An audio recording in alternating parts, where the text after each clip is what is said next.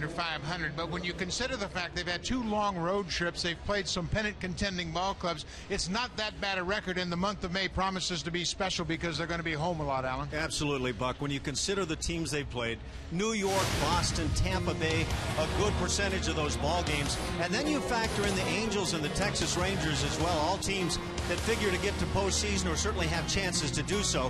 Like you say, really not that bad of a start. When you look at their next 18 of 26 here at home, and the first 15, there you are, New York, Boston, Tampa Bay. That's a tough schedule. The 26 of the next 33 games, it'll be against the AL Central, Baltimore of the AL East, and interleague rival Houston. So it's going to be a much easier month of May than it was April. Yeah, very rough start with the teams we talked about, but as you say, Buck, now it should be greased a little bit on the slide for the club. Well, the Blue Jays are happy to be home. The fans are happy to have them home. John McDonald meeting some fans, signing some autographs. The Blue Jays anxious to put together a good homestand and close in on that 500 mark for the season. Everybody's anxious to get May underway here at Rogers Center. Jamie?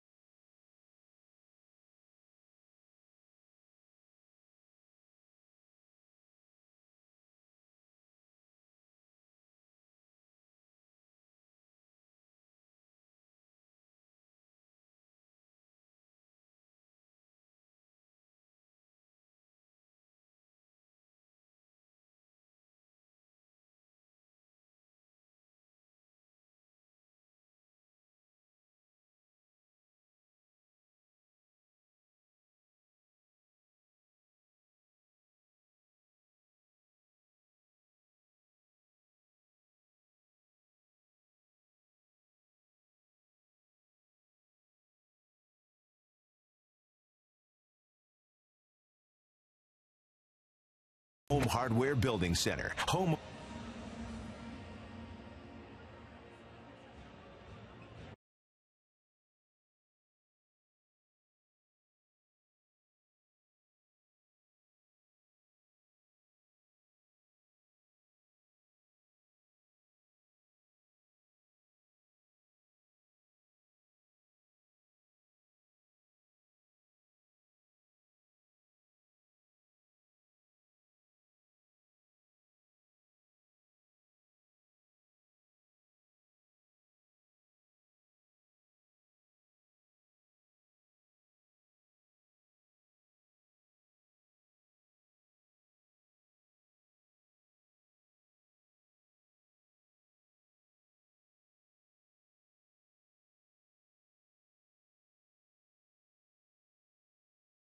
Sportsnet, brought to you by your local independently owned Home Hardware or Home Hardware Building Center. Homeowners helping homeowners.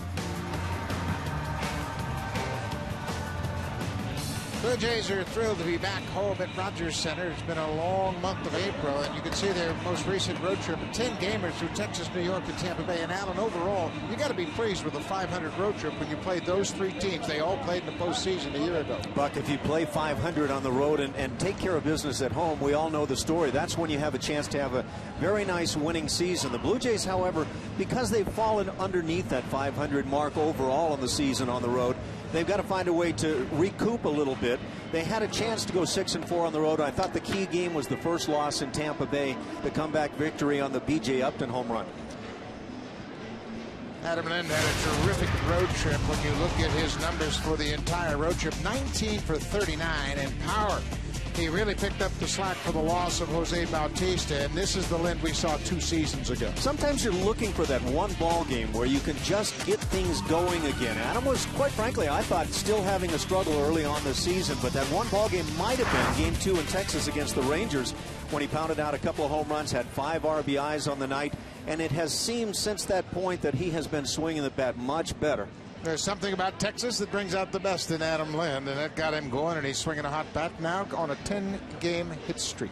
Take a look at Jim Leyland's lineup. The Tigers won 3 of 4 against the Yankees after they had a streak of 7 losses. Jackson, Sizemore, and Brennan Bosch, they moved Bosch into the 3rd spot, and he seems to respond very well. Maybe the best hitter in all of baseball. Miguel Cabrera is the first baseman. Victor Martinez fresh off the disabled list. Ordonez in right's been a struggle for him. Hit his home run, first home run of the season against the Yankees. Johnny Peralta, and look at Alex Avila. The catcher is off to a great start. He leads the American League catchers in batting average and RBI. Third baseman Brandon Inge bats ninth for Jim Leyland's Tigers. They are set to take on Jesse Litsch. The right-hander has pitched well against the Central in the past. Well, he has done that, and I'm not sure exactly the reason for that for Jesse. Jesse always has the key of needing to get ahead on hitters and try to stay there. Jesse also has to be down in the strike zone. I think John Farrell has made that clear from his perspective as well on the season. Jesse has to be down. He's not going to overpower, and he has to utilize all pitches down in the strike zone. Defensively behind Jesse Litsch, the Blue Jays continue to play without Jose Bautista in right. So from left to right, it's Rivera, Patterson, and Davis in the outfield. Aaron Hill still on the disabled list, but you heard from Jamie Campbell he might be close to coming back maybe on Sunday. Escobar and McDonald up the middle. Mike McCoy's done a great job. He gets a 2nd consecutive start at third base. Adam Lind's been really very consistent over at first, and JP Arencibia quickly growing into an everyday catcher. So we are set here. Adam Lind, boy, that was a big question mark, Alan, at the start of the season. He's held his own. For me, it's even gone beyond that. I don't even think of Adam Lind in that conversion process anymore. I think he's done a great job picking throws out of the dirt. And on the whole, when you watch him play, he plays like a first baseman down there. A lot of question marks. Just nobody was sure. He hadn't played every day at first base since college. He's handled it very well. We are set for action, and boy, is it good to be home. It'll be a 6-game homestand. 4 with the Tigers and then 2 with the Boston Red Sox. First pitch of the ball game from Jesse Litsch is upstairs. Austin Jackson takes it for a ball. Jackson in his 2nd season with the Tigers, having a bit of an adjustment period, just hitting 190. Hits it on the ground, bounces it through the infield. That'll be a leadoff base hit. Now it's time for the scouting report for Jesse Litsch. It's brought to you by Home Hardware. Homeowners helping homeowners.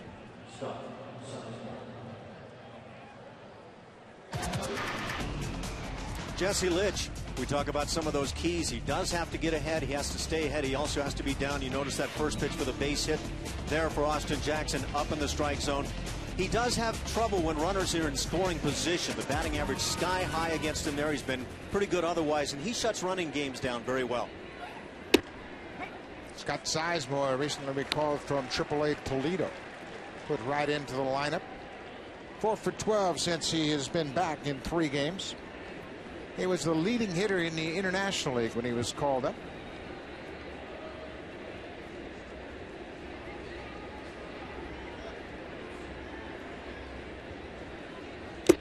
Cut on and miss. 0-2. That's a good example right there. There's a perfect pitch for Jesse Litsch. You see outside edge down at the knees, and he'll get some swings and misses. He's not going to strike out a ton of hitters, generally speaking, but he gives right-hand hitters fits. It's always been a problem for Jesse, was how he was going to handle the left-handers. Sizemore in a hole, 0-2. Cut on and missed. 3 pitches, and Sizemore strikes out. There you see Jesse pulling a little off, maybe the little slider or changeup from Jesse, and starting it at the knees and dipping under. You can see that that late depth on that breaking ball leads to the strikeout. So 1 out now and 1 on.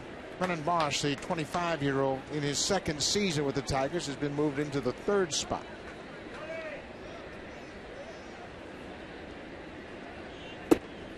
Missed with that first pitch downstairs. Bosch had a great first half to last season. The league kind of adjusted to him in the second half. He had 256 overall with 14 homers, and he drove in 67 runs.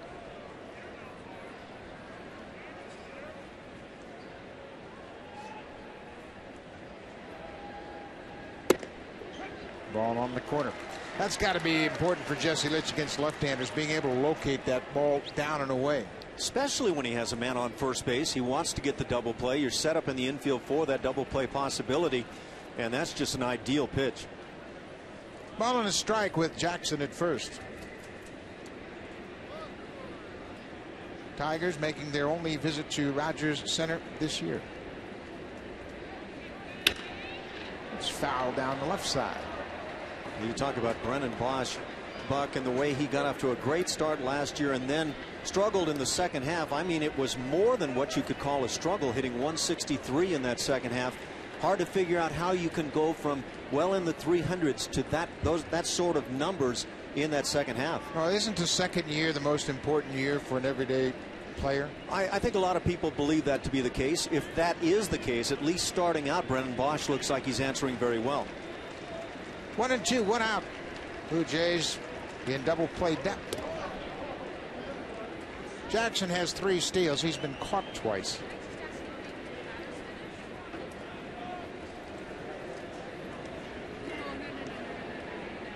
Austin Jackson came from the New York Yankees in a deal that sent Curtis Granderson to the Big Apple.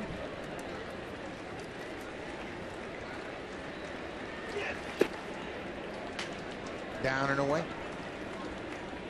I'm kind of curious about your thoughts on J.P. Aronsebi and the work he's done behind the plate to this point. He's put in a lot of time. I think he's getting more comfortable every time. It's interesting. I spoke to Jim Leland about their young catcher, Alex Avila, and he said catching is the most difficult position for young players to get comfortable at in the big leagues. J.P. has done on and off real fine jobs with off-speed pitches in the dirt. Bounce to Lind at first. He bobbles it, throws to second, gets one back to first, not in time. That bobbled costly. Lind stayed with it. He got the lead runner, but that could have been a double play. We've seen Adam Lind involved in this play a few times here in recent games, and he handles it well, but I would say the one area that he can improve upon is getting rid of the ball more quickly onto second base. This not an overly good throw to set up Escobar. Well, he knocks it down, bobbles it, but he stayed with it and didn't panic. And you're right, it's a high throw, and that basically eliminated any chance to turn two. So Bosch is aboard, and now maybe the best hitter in the majors, Miguel Cabrera, just 28 years old.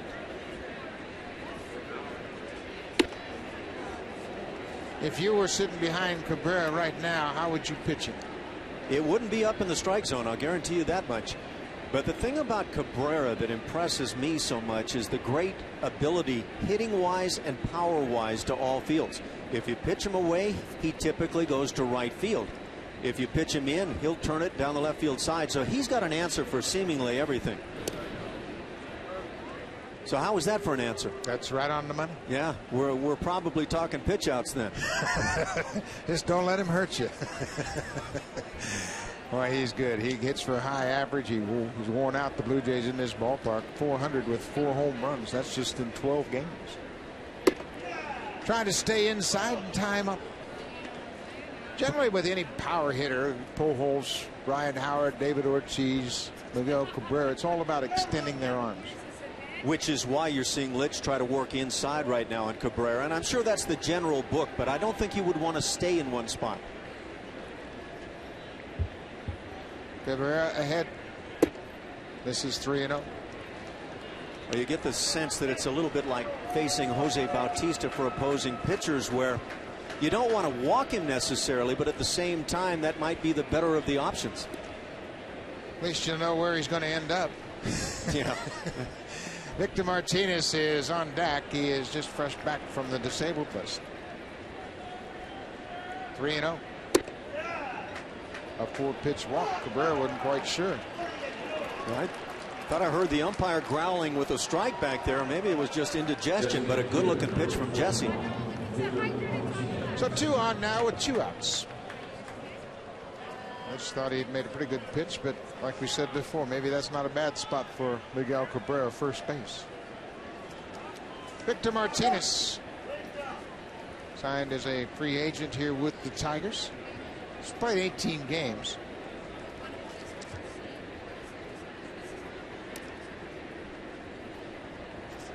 I'm kind of curious about your reaction. All your years catching, the game's big hitters would come to the plate and your pitcher would make a perfect pitch, say at the knees, and how often you don't get the call with that big guy at the plate. Happens a lot. I don't think it's a conscious thing, but umpires have recognition of who the stars are as well.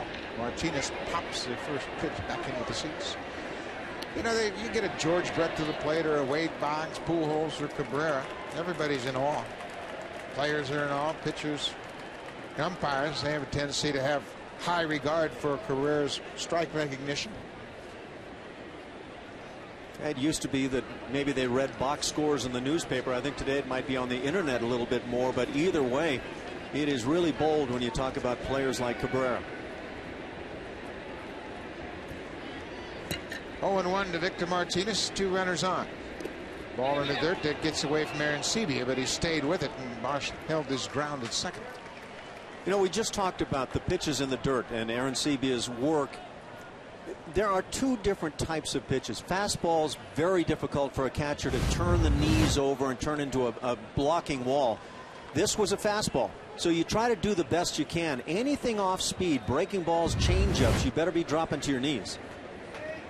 Those are the ones that are going to take the inconsistent bounces. And you want to get the glove out of play. That glove should set down on the ground between your legs and let your chest protector do the work. Ball and a strike to Victor Martinez. 2 outs. Jesse Litsch trying to retire the Tigers here in the first. Another ball in the dirt. And again, the fastball. And again, you see that reaction of Aaron Sebia. Very tough. 17 pitches. You'd like to be around 15 pitches per inning. That's ideal. That'll guarantee your ability to pitch later into a ball game. Plus, it's kind of like a boxer to me, Alan.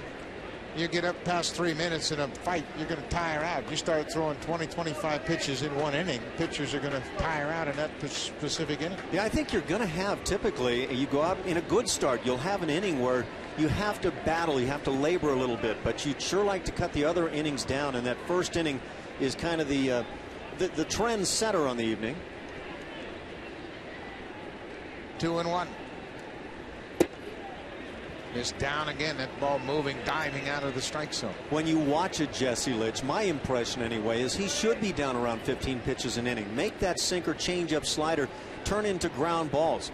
Jesse has had a hard time doing that, and you look over his career, he's needed 16 pitches per inning to get through, and that's really just simply higher than he should be. Pitch to contact, quick resolutions to the at-bats. 3-1 to Martinez. Base hit into left field. Rivera comes right in. Here's the wave to the plate to throw. Offline, JP and Sebia dives back and tags Bosch before he got the home. Good play by Aaron Sebia. He saves a run for Jesse Litsch. Brennan Bosch with 2 outs got a good jump at second base. Juan Rivera charged the ball very well. The throw is offline, but Aaron Sebia gloves it, dives back into the baseline, and tags Bosch. They cut down a run at the plate.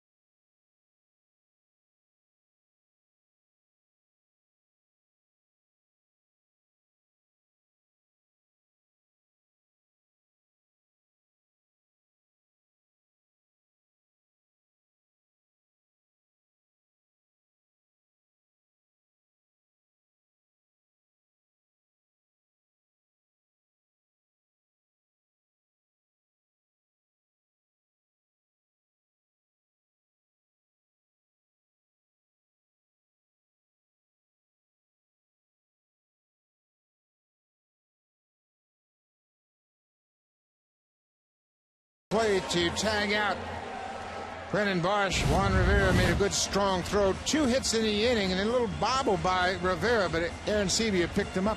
I think also what you would like to see from your outfielders is that throw down that's cuttable, because in this case, if the run does score, everybody else has a chance to move up 90 feet and make the inning all the more difficult for Jesse Litsch. Take a look at the Blue Jays lineup. As we mentioned, they're 3 games under 500.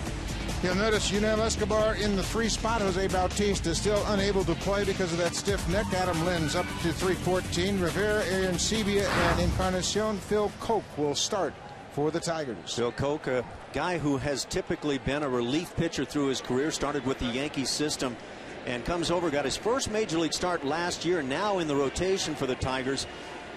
Pretty hard throwing left-hander, has a chance to really dominate left-hand hitters. First pitch strike to Rajai Davis. Davis still trying to get his timing down. He's played just 13 games this year because of that sprained ankle. Little pop up. This is trouble into center field. Jackson's not going to get it. Drops in for a base hit. Leadoff man's aboard. Let's take a look at the Tigers defensively. They've committed 23 errors, and it's been an inconsistent defense for sure. In the outfield, Boss Jackson and the veteran Maglia Ordonez.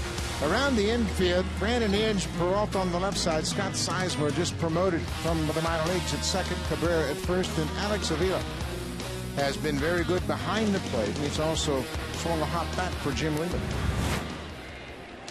Corey Patterson will step in.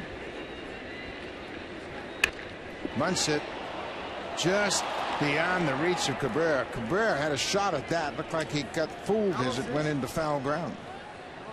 Yeah, that's one of those plays where it appeared at first blush anyway that Cabrera could dive at this ball and maybe make a play, but he got crossed with his feet just a little bit, trying to charge straight in and make a play on a bunted ball in fair territory.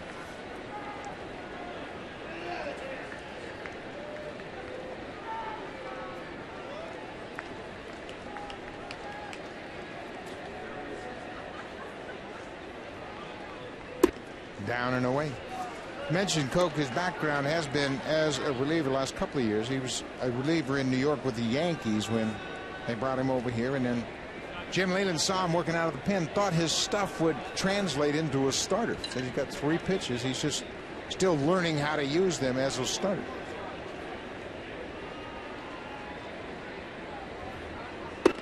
On the outside corner. That said, the numbers have risen in terms of ERA and hits per inning now being used as a starter, but I think that's pretty typical when you have a guy that has to run out there and pitch 6, 7+ innings. You're going to have to pitch with less than your best stuff at times. His best start came back on the 14th of April. He went 7 innings and beat the Athletics 3-0. Foul tip caught by Avila, and Patterson strikes out. Let's check in with Jamie Campbell for an update.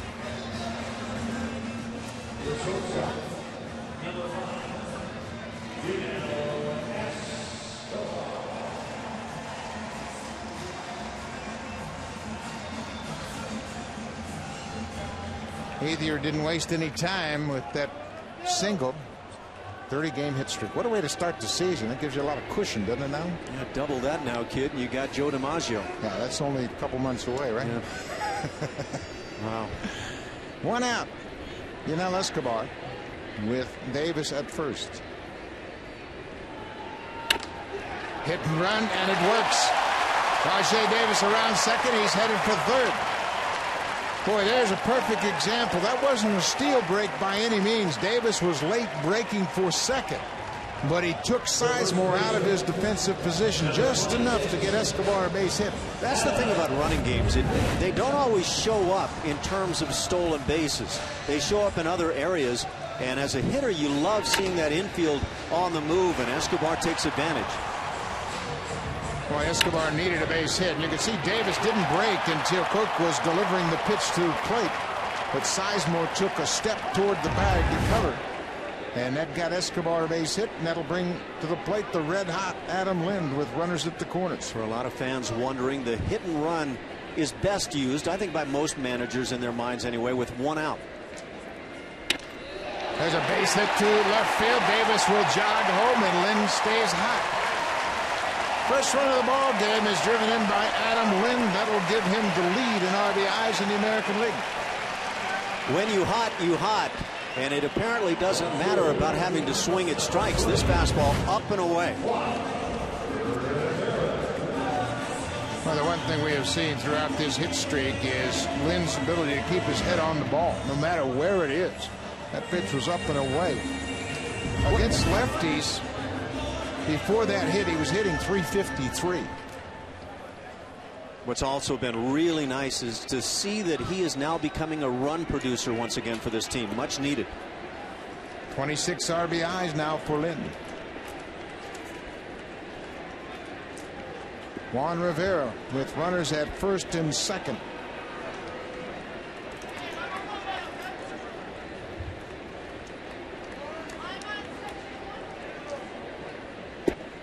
Off-speed pitch inside. Rivera has faced Coke. He didn't have an official at bat. 218. He starts swinging the bat much better on this most recent road trip. Now he's got a chance to pad this lead early.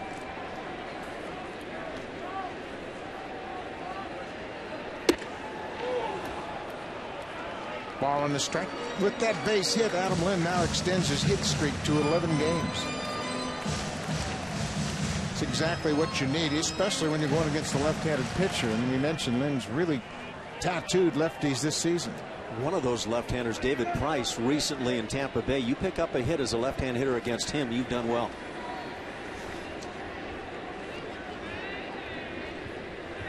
Ball on the strike.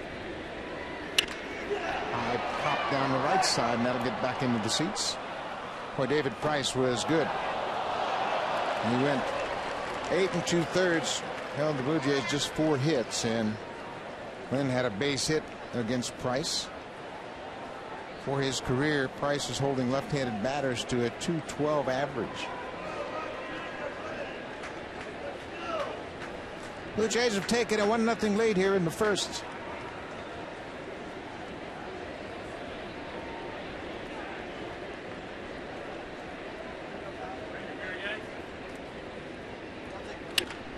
Off-speed pitch. Rivera pulls it foul. Juan Rivera finished up the spring swinging the bat very well, and then we saw him get off to a slow start, but it looks like now the timing is starting to come around a bit.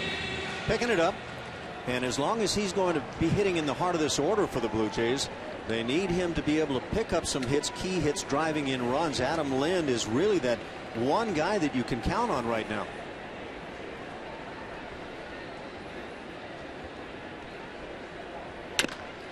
Bouncing ball through there.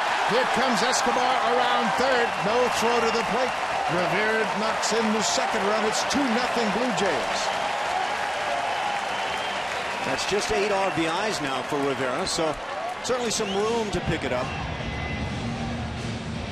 Well, what a turnaround. The Tigers had a player thrown out at the plate. Now the Blue Jays come up with 2. You know, we talked about Jesse Litsch and the need to get the ball down. You see this fastball right up out over the plate. Very nice pitch to be able to swing at, especially when you consider a couple of runners on base at the time. This is exactly what the Jays were hopeful of as they begin this 6-game homestand. A quick start, an early lead, and give your starting pitcher a little room to work. JP Arancibia. It's an off-speed pitch for a strike. Judd Farrell talked about Arancibia in his pregame media scrum and mentioned that Arancibia is growing more and more like an everyday catcher, getting a few more opportunities, including catching Kyle Drabek for the first time. Another bouncing ball through the middle. Here comes Adam Lind around third. Austin Jackson's throw to the plate. Not in time. He touched around the plate.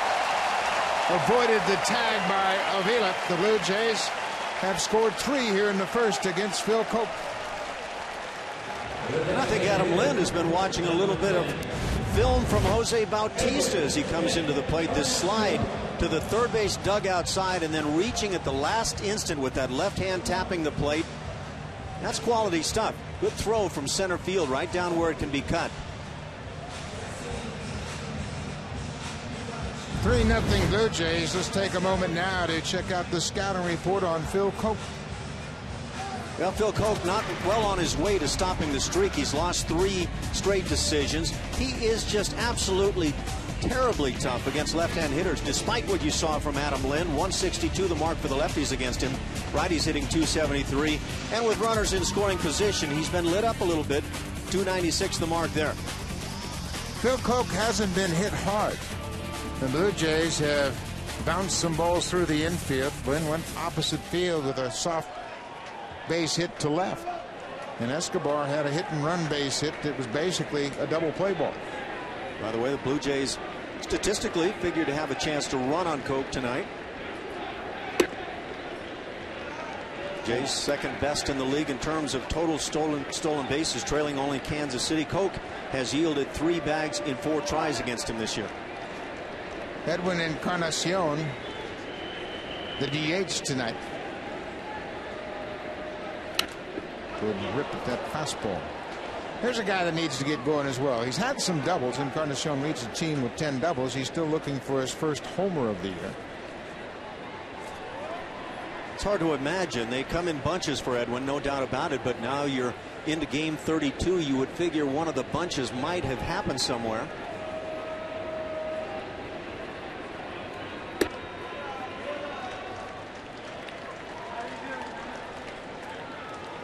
Adam Lynn getting a little strawberry repair over there for that slide he made at home plate. That's the way the great base runners do it right there. They take care of business after they get back to the dugout.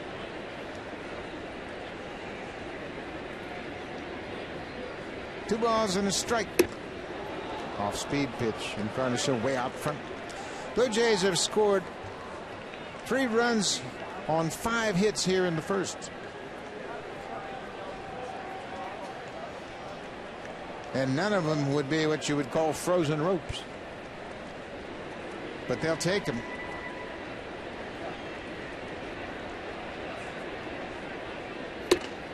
Another off-speed pitch, and Encarnacion strikes out. Second out of the inning. Well, Phil Koch is trying to make the transition into an everyday starter. You look at his numbers as a starter in his 4th big league season, just 1-3. As a reliever, those numbers can be deceiving because he's matching up, facing a lot of left-handed batters, and doesn't really have to neutralize the righties. But as a starter, what's your impression of Koch? Well, he's been up to 93 with the fastball in the inning, but he's been up a lot, even with the changeup, just picking up the strikeout. Mike McCoy cuts on the first pitch, skies it to center. Jackson waits for it. Blue Jays are finally retired in the first. But they get to Phil Koch early. 5 hits leads to 3 runs. We've played an inning here at Rogers Center.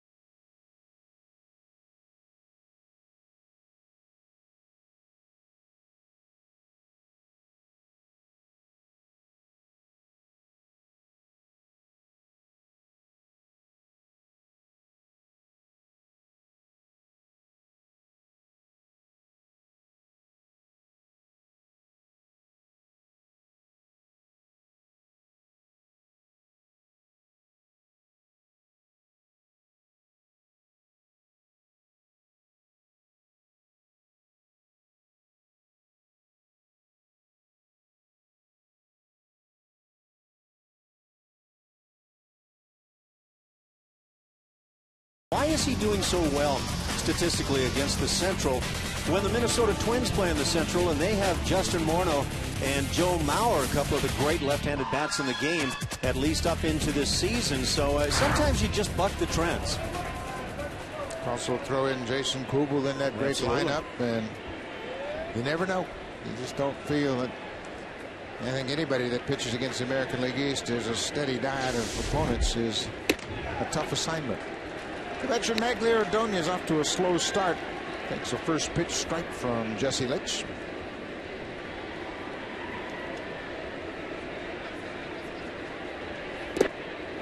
Down and away. So, Buck, you mentioned the soft hits as the Blue Jays mount 3 runs in the first inning. We've been on the bench many a time, or even on the field, when you know the standard cry is you're fooling them now when the guys are hanging out the line drives, but when it goes the other way, sometimes it hurts all the more. It sure does. Ground ball sneak through them. But you hit that with a newspaper? Yeah. It doesn't make any difference. Those 5 hits led to 3 runs.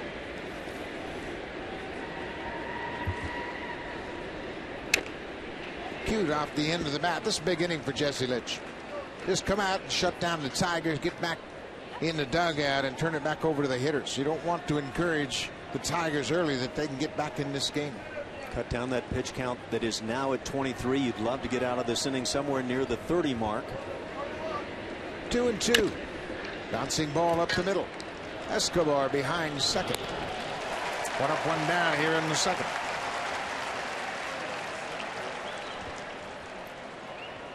A little amazed at how well the Tigers have done to this point on the season when you consider some of the big stars like Ordonez, like Brandon Inge, and Austin Jackson at the top of the struggles they've had. Now, it takes hitters a while to get going, and with the young hitters like Jackson, you just never know how they're going to handle their second full season in the big leagues. Well, that's a very good curve to start things there, right at the knees. I mentioned Johnny Peralta, the shortstop. Peralta is 28 years old now. In his second season with the Tigers, Peralta came up through the Indians organization, made it to the big leagues in 2003.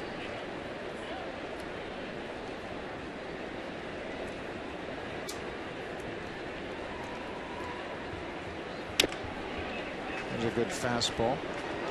One thing you don't want to do if you're JP Arencibia is allow Jesse Litsch just to get into one mindset of throwing fastballs for strikes. You still have to pitch. We know how potent the American League is, and they can, watching that 3-run lead, evaporate in a heartbeat. I've had people asking me my impressions on the game calling abilities of Arencibia to this point, and I think he's done a real nice job. I think he has tried to go to pitches that wouldn't be the standard, here's what's due right here, that fastball when the pitcher is down in the count. A lot of people also believe that the bench is calling a lot of the pitches. That's not the case. Don Wakamatsu is the bench coach, and he's a catcher by background, but it's impossible to call pitches from the bench. There's a strike. Peralta's caught looking. 2 outs here in the second. Nice little front door cutter, slider, whatever Jesse calls it. Small, tight slider. Starts it to the hitter's eye. Looks like it's inside and darts it right back on the plate. Tough pitch to throw. You're flirting with danger on the inner half to a right-handed hitter. But there are 2 quick outs, just exactly what Jesse Litsch was hoping for. Now Alex Avila, the young catcher, having a great start to his season.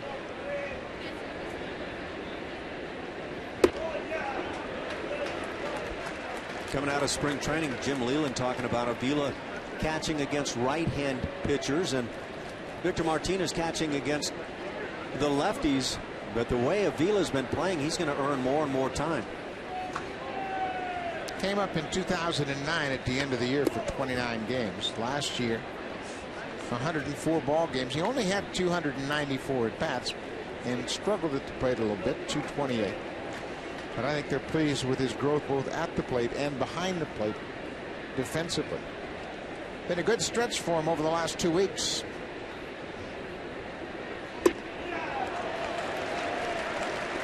He doesn't look like a real big guy, but he does have quite good power. 17 career home runs in 160 games played now in the big leagues. For a catcher, pretty good numbers. Cavilla's in a hole, a ball and 2 strikes. Jesse Litsch trying to have a 1-2-3 second. On the ground, Escobar backhands it, gets up and fires a strike. Pretty slick play by the shortstop. Yunel Escobar has become very steady in the field.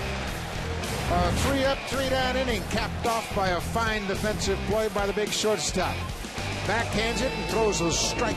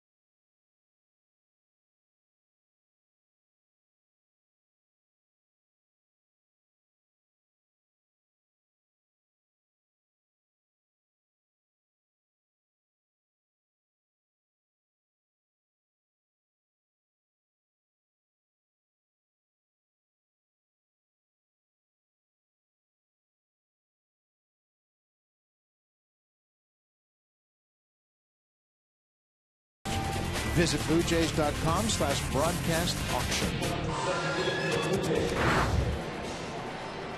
Well, sometimes, Buck, you know, back in the dugout, that pitcher appreciates a catcher who maybe remembers the scouting report and throws down a sign in a certain situation that leads to a big out. And Jesse Litsch looks like one way or another he's appreciative of something he's gotten from his young catcher. Litsch is young himself, but much more experienced than J.P. Arancibia. You could even see Arancibia showing a hitter turning out early, so maybe it came on one of those types of swings. John McDonald, the number 9 hitter, continues to fill in at second base for the injured Aaron Hill. Played 23 games already this season. Hits it on the ground. Peralta, 1 out. We mentioned Aaron Hill, and he played in Dunedin last night in a rehab game. Scored from first base twice on doubles.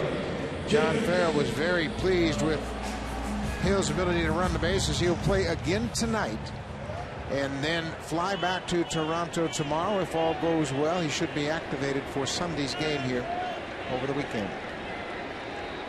Back to top of the order, and Rajai Davis got it started with a little bloop single into center. With the 6 early stolen bases for Aaron Hill, it looked like his legs were in great shape. On the ground, big hop for Brandon Inge. 2 quick outs here in the second. Yeah, I agree with you. He was running very well, and it looked like he had no problem. And on one particular stolen base attempt, he slid head first into second, felt something grab. He had to rehab his hamstring. And he was safe on the play, and just again looked like he had been running max all the way. So I mean, he was just thrilled to get a couple of doubles hit with him on first base in that rehab assignment now. Corey Patterson struck out in the first against Coke.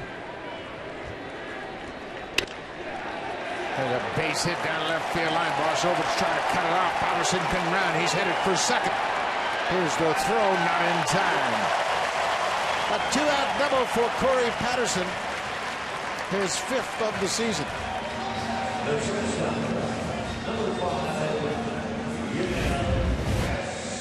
So the Blue Jays have 2 left-handed bats in there, and we've talked about the horrible numbers for left-hand hitters against Koch on the season, and yet both left-handers have line hits the other way, and maybe that's the simple answer. Lefties are batting 162 against Koch coming into this game. They had just 6 hits in 37 at-bats.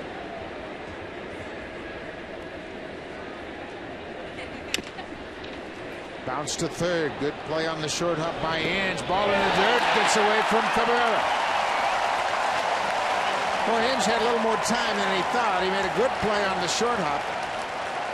And you can see Inge say, "My bad," to Phil Koch. He's got plenty of time once he catches it, but he throws on the run.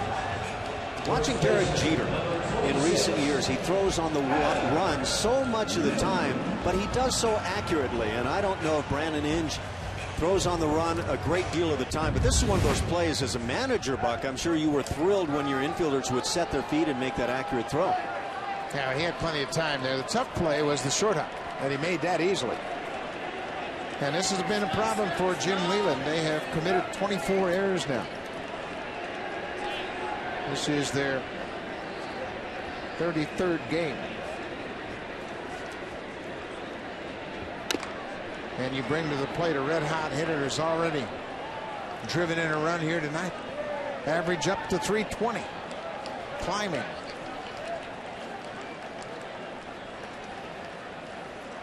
Boy, those are good numbers for Adam Lynn, given his struggles a year ago. Especially when you look at the numbers just against left-hand pitching. Breaking ball finds the inside corner. After having a tremendous 09 season and starting out well against the lefties, tailed off a bit, but when it was all said and done, acceptable numbers against left-hand pitching.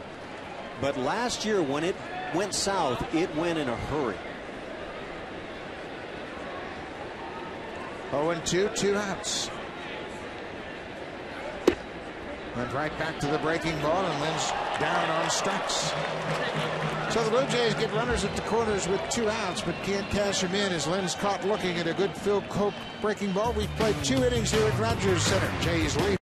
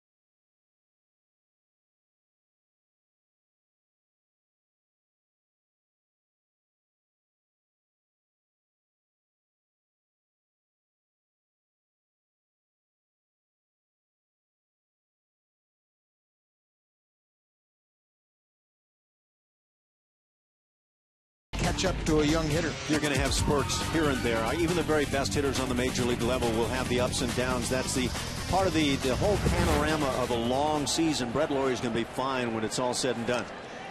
Mike McCoy is playing third base tonight, and it's been a steady mix and match since Jason Nix was injured. We got a report on Jason Litsch from John Farrell. He said he's about a week away. He's doing all baseball activities. They saw him when the club was in St. Petersburg. Breaking ball evens the count. Yeah, when Aaron Hill went down and you had Jason Litsch around, you felt very fortunate with his ability to play third and play second, swing the bat with some pop. 1-2. Jesse Litsch needs a good start. He needs something just consistently to go out there and put up some zeros. There's a strike right on the corner. The old comeback two-seamer catches Brandon Inge. Well, when Jesse Litsch takes a look, at least at the early innings of tonight's game, he needs to look at pitches like this as he utilizes the movement down around the knees, catches corners of the plate. That's just great work. Whole ball was on the outside corner. Quality pitch from Litsch back to the top of the order. Jumps ahead of Austin Jackson.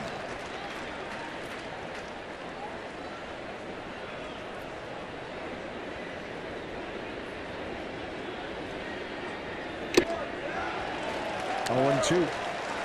Some of the folks with the Tigers traveling crew talking about the number of pitches that Austin Jackson swings through. Last year he struck out a bunch, but he had a tremendous season. 0-2. Missed all the way across the plate. Tried to come inside and threw it down and away. And Jackson was a highly regarded Yankee prospect. He was included in the trade that saw Curtis Granderson go from Detroit to New York. It's a two-seamer again. This time it missed outside. It's a great effort, and on many occasions you'll get that call.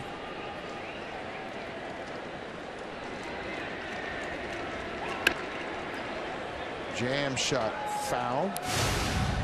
Here's a deal that the Tigers made with the Yankees. The center fielder Curtis Granderson went for Austin Jackson, and they got Phil Koch in that deal. Then they turned around and made a deal with the Arizona Diamondbacks and picked up Max Scherzer and Daniel Schlereth for Edwin Jackson. There's a strikeout. 2 strikeouts in the inning for Jesse Litsch. He's retired 5 straight. If I'm not mistaken, those 2 deals came on one day. And when you've had one day where you're able to get a center fielder that should be around for a long, long time, yes, you give up Curtis Granderson, who's been real good for the Yankees as well. But here's the youngster, and then you get Max Scherzer as a fine young pitcher. You've had a good day. And the key phrase for the Tigers was prospects. They get a good prospect, they plug him into the lineup, and he responded very favorably. Scott Sizemore struck out in his first at bat. And of course the Yankees got the veteran guy they wanted, a left-handed bat that really takes advantage of that short right field porch in New York. Boy, he has really blossomed over there with the Yankees as well. Look at Curtis Granderson. He has 8 home runs. He is one behind the league leader Jose Bautista. Fine center fielder. He has a propensity of picking up the doubles and triples. A 4-pitch walk after 2 outs. This wasn't an all over the place walk either. That last pitch in particular, right at the black edge.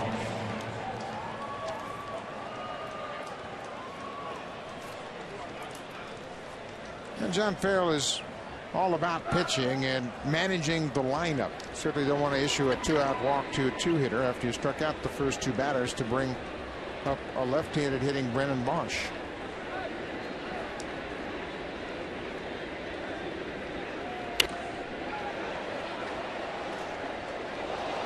Sure is nice if you can be all about the pitching, if you can get your lineup healthy and back together. Aaron Hill back in there, Adam Lynn swinging it the way he is now, Jose Bautista being simply the game's best player in my estimation here over the last number of months, and then maybe get Travis Snyder back in and performing somewhere near his level of capability.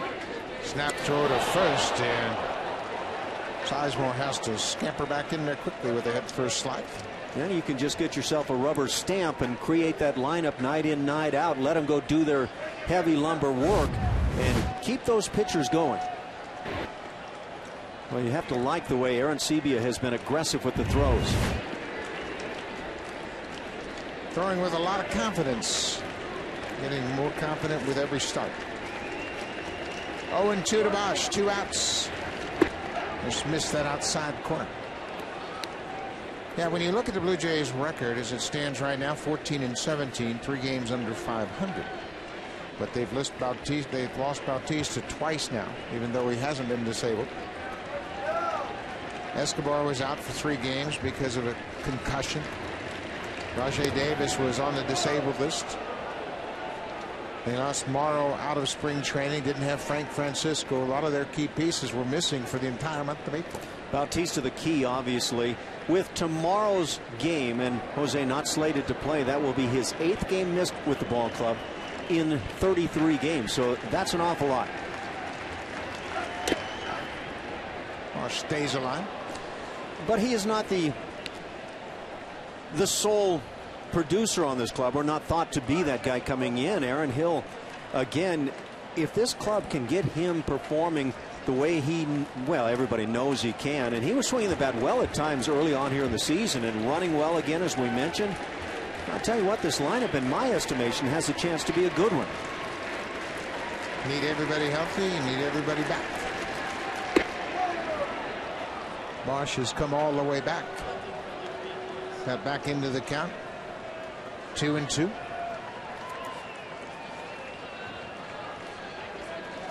Miguel Cabrera is on deck. I'd love to have him leading off next inning with nobody on.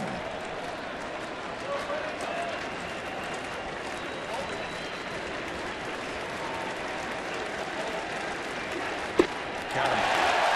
Came right after Brennan Bosch. Strikes out the side. Jesse Litsch has 4 strikeouts. He got Sizemore. Then Peralta.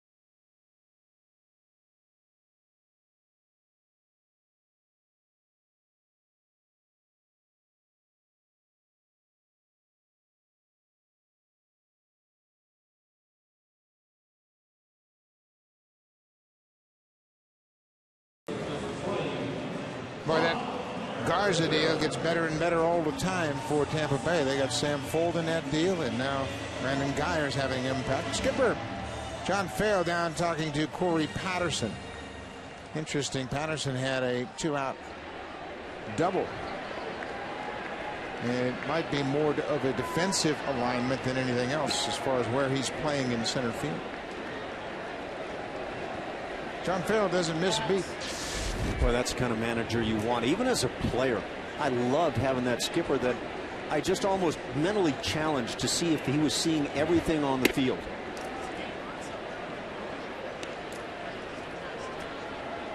Juan Rivera Singled in, drove in a run in the first, part of a 3-run first inning. John Farrell's got one thing on his mind, and that's getting this ball club into a winning position. Rivera is 2 for 2.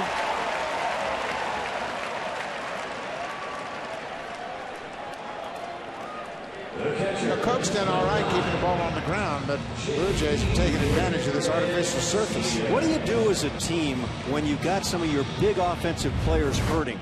You say the other guys have got to pick it up, and now you're starting to see a little bit of that with Juan Rivera, certainly among the guys. Rivera in that 5 spot is much needed. Rivera had a base hit in the 5th inning in last night's game. Came against David Price and then was thrown out as he overslid second base. Aaron Seavey down the left field line. That's a foul ball. Boy, that looked like it hit on the line. Didn't it? Boy, I thought that hit dead on that line. Dan Iasonia, the third base umpire, turned and had a good look at it. Take a look. I don't think he had this good of a look because that was a fair ball. Well, it hits right on the line. Yep. The line is painted on this artificial grass. You can't fault him for his position. Well, now that view shows a little tougher call, doesn't it? Does some of this ball get some of that line? Borderline call, huh? Would have made it a lot easier had that line been chalk and not yes. paint. Yeah, exactly right. So Aaron Seavey makes it a close call, but it's a foul strike.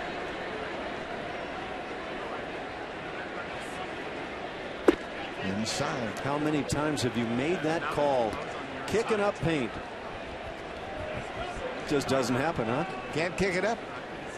But anymore, I can't remember another place where an outfield foul line is anything but paint. They're all painted now. Ball and a strike. Blue Jays used a hit and run back in the 1st inning as Davis broke for second. Escobar hit a ground ball right where the second baseman vacated. And that led to a 3-run inning against Phil Coke.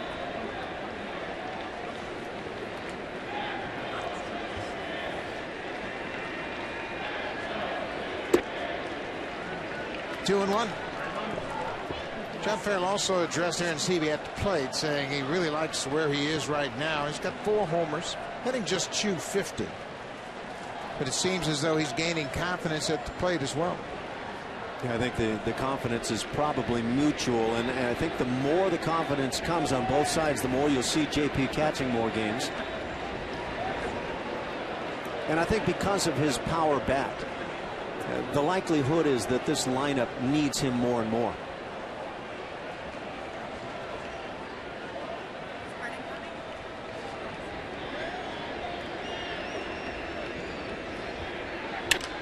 There's a ball drilled into the gap. That's going to get by Ordonez.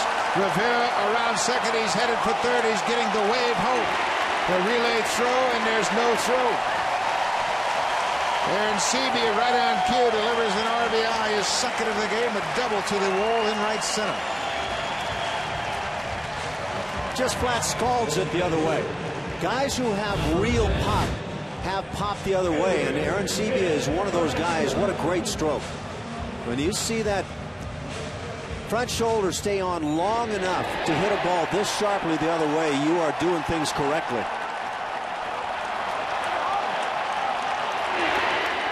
Rivera all the way from first base scores the 4th Blue Jay run. Oxygen to be provided later. There you go, while it catches breath. There'll be no whistling down there for a while. Pitch outside to Edwin Encarnacion. Encarnacion struck out in his first at bat. Rivera still gathering himself. Couple of hits, he's driven in a run and now scored a run for Rivera.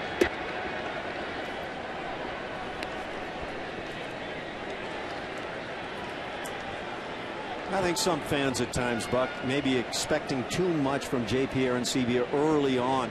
And yes, after the great debut last year, he had his struggles, didn't get a chance to play on a consistent basis. But he's starting to get that chance and taking advantage. The ball was fouled off the catcher. I think you're right, and you know, everybody wants the younger players to reach a high level of performance early, but it takes time. Even if you get off to a great start, you have setbacks as the league adjusts to what they're seeing.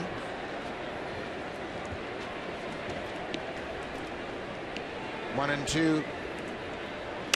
Breaking ball lifted over into foul territory. Cabrera on the warning track makes the catch.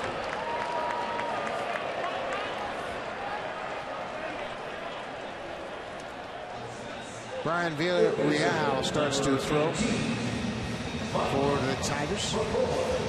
Boy, that's the one thing you hate to see. First game of a four-game series, your pen getting loose in the third inning. These Tigers came in with the second most quality starts among any of the 30 major league teams, 22 of them already. You look at some of the overall numbers, team ERA, starters ERA, not that impressive, but again, 22 quality starts. That means they're giving you 6 innings, and it keeps the bullpen from coming in early. Mike McCoy shows bunt, takes a strike. Jim Leyland in his 6th season with the Tigers. Ask him about the breakdown of his season so far. He said, hey, we've been pretty good at times, and we've stunk it up at times. They just went through a 7-game losing streak. Lost the first game to the Yankees in that 4-game series and bounced back to take the last 3. Changeup. McCoy's in a hole 0-2. That's kind of welcome to the major league managing fraternity, isn't it? I mean, your ball club, other than the very rare exception on a given year, you're going to have your struggles. I think this year, you look around the American League particularly, there's a lot of parity. Leland was praising the Cleveland Indians and the start they've gotten off to. There's a strikeout of McCoy. Yeah, Manny Acta said, what parity? 21-9 for the Cleveland Indians. They have jumped out to a 4.5-game lead. Kansas City is second.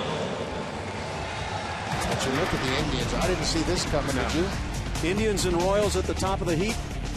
You know, I remember having a rather lengthy conversation about, so which of the 3 teams, the Tigers, Twins, or White Sox, are going to win that division? And it's a long way from being over, certainly, before the Twins and the White Sox have a deep hole to dig out of. John McDonald takes the first pitch breaking ball for a strike. You just wonder if Ozzie Guillen's getting near the end of his rope there in Chicago. No, he's got much more for the media. I don't know if Jerry Reinsdorf has that same thought. There's a bounce ball this time. Cope gloves it. McDonald is retired. Blue Jays score another run. J.P. Arancibia picks up the RBI with an opposite field double. It's 4-0 Jays.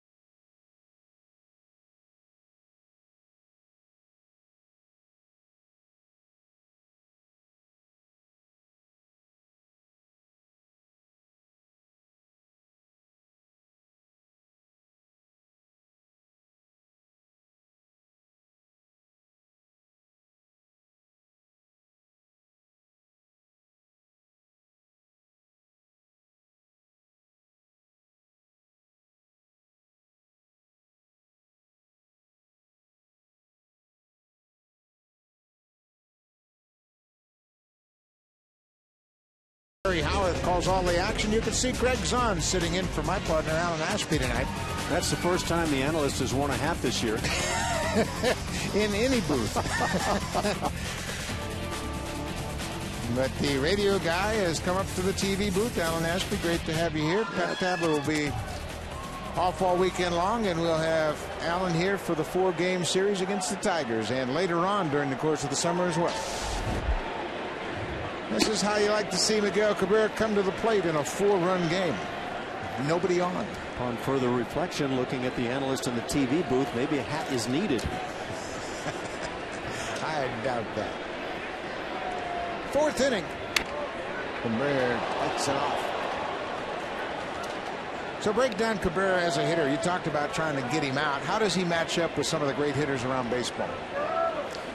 Well, you know, I've already said tonight that I think Jose Bautista is the best overall player in the game right now. For me, because of all the things he does well. But if you're talking about pure hitter, Cabrera has all those abilities. And as you see him take this curveball in the dirt, he has that ability to lay off. The great hitters do that. Jose Bautista among them. Albert Pujols, I think, would be the guy that most people would mention first. One of the game's great power hitters. He's been a tremendous hitter. The numbers he's put up over his first 10, 11 years in the big leagues, unparalleled. But Cabrera is right in that conversation. Boy, got him. He threw him a wicked pitch. They were trying to come inside with that pitch. Aaron Sebia was set up inside, and Litsch throws it all the way across the plate. That's the 6th strikeout for Litsch. Look at Aaron Sebia. See, I told you he lays off the curveball in the dirt. Yeah, well, everybody has a tough time with that from one time or another. Now, I think, too, that, you know, Litsch was trying to throw that front door breaking ball, and he missed all the way across the plate. That's 6 punch-outs now for Litsch. You're always looking for the swing when that's the case, because you won't get many calls from the umpire when you're on the opposite side of the plate as your catcher. So there's one out here in the 4th inning. Victor Martinez. Victor single to left field. Looked like he was going to pick up an RBI, but a great throw from Juan Rivera and an outstanding tag by J.P. Arencibia. Got Brennan Bosch at the plate. Yeah, the Blue Jays feature the shift here, and Victor Martinez, a guy that, while in Boston, had an ability to hit the ball the other way, but it's typically in the air. So when you look at the outfield of the Blue Jays, they're pretty much straight up, maybe even a half a step toward left field. But that infield, when you look at the charts, there are those hitters that hit everything on the ground to the right side and fly balls straight away. So much information now available to all the ball clubs that they look at every at bat. They match up their pitcher against a particular lineup and set the defense accordingly.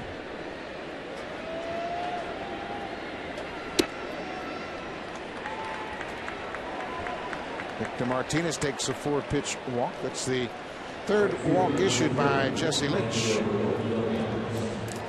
The walks are an issue for Jesse, no question, but what goes along with the walks, that tendency to fall behind, have to pitch from behind. And when you look at the numbers on Jesse this year, when he falls behind hitters, the batting average is just rocket skyward. He's unable to pitch his game that way, and again, the walks do factor, but it's kind of the overall mix that really hurts him. Maglio Ordonez grounded to short his first time up. Takes a pitch downstairs. I think this is a great example of managing your game, seeing where you are. Scoreboard tells you you're up by 4. Just make sure you don't bring that powering run to the plate. You don't walk yourself into that situation. Of course, when you've got a 4-0 lead and you're catching, one of the things on your mind is, let's go right after these guys and force them to hit their way on.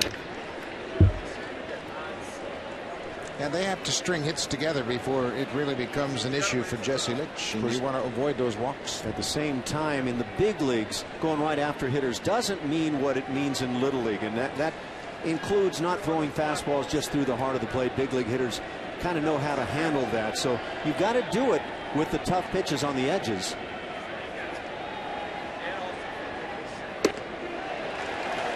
A ball and 2 strikes to Ordonez. But I still think that unless you can command the fastball, you're always going to have trouble as a starting pitcher in the big leagues. I think that's 90-some% of the time true from my experience. I was with some guys that probably lived on breaking balls, but certainly a much better opportunity if you can command the heat. And a guy like Jesse Litsch just doesn't have enough in terms of pure velocity to start getting behind and then trying to come back with fastballs. The slider becomes a tougher pitch to throw for a strike. Late swing as Ordonez fouls it off. Magler Ordonez making comments about how he's hitting on one leg right now after busting that ankle last year against the Blue Jays, trying to score, sliding into the plate. He had already had some problems with the ankle. I'm not so sure how things came apart on him, but he is still having a tough time getting it all back together. 2-2, 1 out. On the ground, that's a fair ball. Past McCoy will go all the way down the left field line. Victor Martinez is jogging toward third, and Ordonez will end up at second with a 1-out double. Well, there's a great example of Litsch falling behind and getting himself into a hitter count. Yeah, there's your combo platter served up in 2 hitters. The walk to Martinez, and now because you fall behind, you've got 2 men in scoring position, and you do that a couple of times in a ball game, and there goes your 4-0 lead. Ordonez, just his second double of the season. Now Johnny Peralta. Infield will play back with 1 out. They'll trade a run for a ground ball out right here.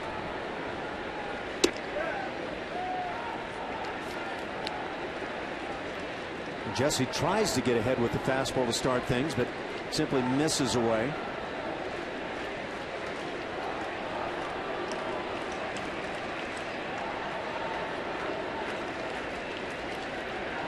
Four nothing Blue Jays lead. Bouncing ball, McCoy wide of third in front of the shortstop and retires Peralta, but Victor Martinez comes in. The Blue Jays do trade an out for a run. It's 4-1 ball. Pick it up, Alex. Come on. You know, back to that topic you bring up about pitchers and their fastball. I played with a guy that had a pretty fair fastball and pitched for a while. Nolan Ryan. Caught him for 9 years, and yes, Nolan could win on the fastball, no question, but when he had his big nights is when he had the curveball earlier in his career, later in the career, the changeup to mix with it. And when he had those pitches, that's when hitters would step back and turn to me and say, this just isn't legal anymore.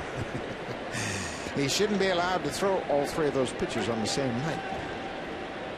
His fastball was anything but pedestrian, that's for sure. Remember the year he signed with the Astros? The owner had paid him $1 million to come in, and he had a spring training that was less than spectacular, and the radar gun wasn't impressed. Upper 80s, and well, there was a lot of panic going on. Avila to left field. Rivera is there, and Jesse Litsch will get out of the inning with minimal damage. The Tigers get on the board. They get a walk and a double. But Jesse Litsch gets out of it. We have played 3.5 here at Rogers Center. 4-1 Jays.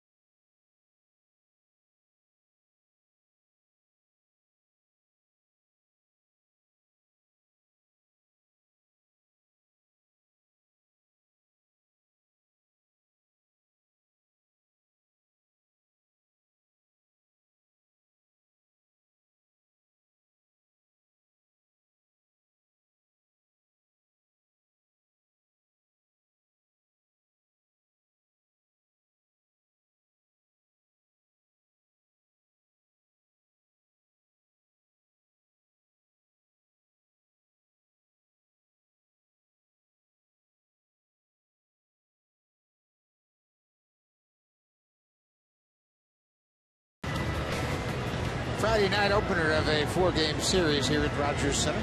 Here's Walton, the pitching coach, and Jesse Litsch. Good conversation in the dugout.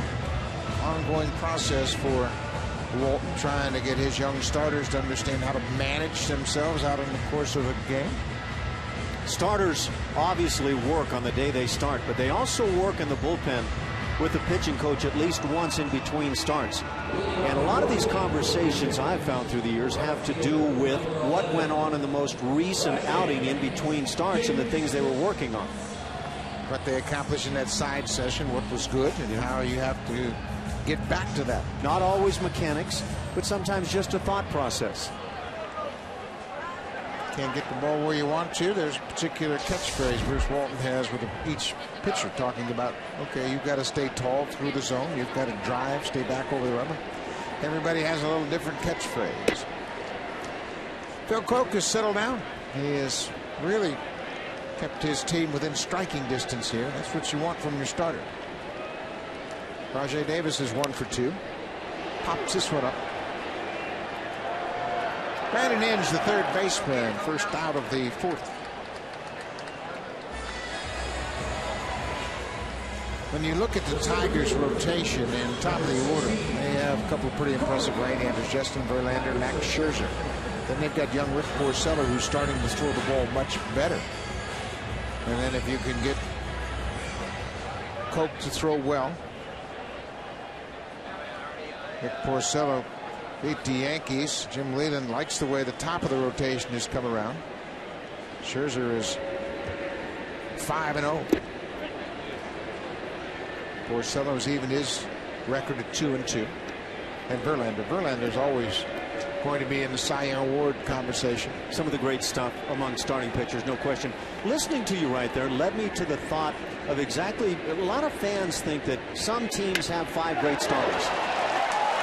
Boy, Corey Patterson just about took an ear off of Phil Koch. Looked like a hanging breaking ball, and Corey Patterson just stays right there and hangs it out. That's beautiful hitting, keeping that front shoulder closed to the last instant. But I was thinking about the starting pitching. You can't find many teams, if any at all, that have that luxury of saying we have 4 or 5 even starters that we can count on every time. It's hard to find a starting rotation that slots up like that. We saw the only one in my mind just last series, Tampa Bay. And now they put Neiman on the disabled list. Yeah, and I was going to say, that is if you have a healthy and sharp Jeff Neiman in that rotation, because he had been very, very good. I like the youngster Jeremy Hellickson. David Price, James Shields, Wade Davis. But you're right, there aren't many teams. Most teams say, okay, we got 2 frontline starters, and then after that they all kind of fall into place. Even the Red Sox, they've got some high-priced starters, but I don't think you could say beyond John Lester that they have real front-end starters. Yeah, how confident on a given night are Red Sox fans about Daisuke Matsuzaka? Lionel Escobar, but first they tossed the check on Patterson. I was even thinking about Tampa Bay as you bring up the name James Shields, a guy who gave up a slew of home runs a year ago. He's cutting it down right now and pitching much better baseball. But they do have 5 guys seemingly that can run out there and you can have confidence in. Yeah, it's hard to put together a 5-man rotation. Escobar takes the ball under a couple years ago when Tampa Bay had that great run and went to the World Series. I believe their 5 starters made all but 6 starts all season long, and that's what you want. You want healthy starters, good, talented starters that can go to the mound 32, 33 times.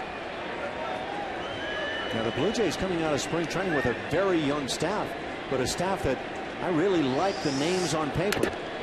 Now they're hitting around this time. It's fouled off by Escobar.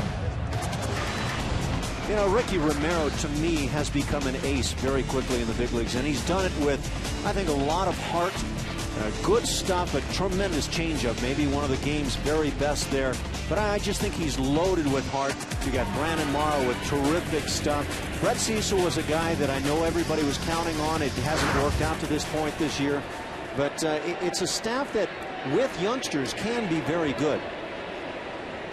There goes Patterson, and the pickoff throw to second.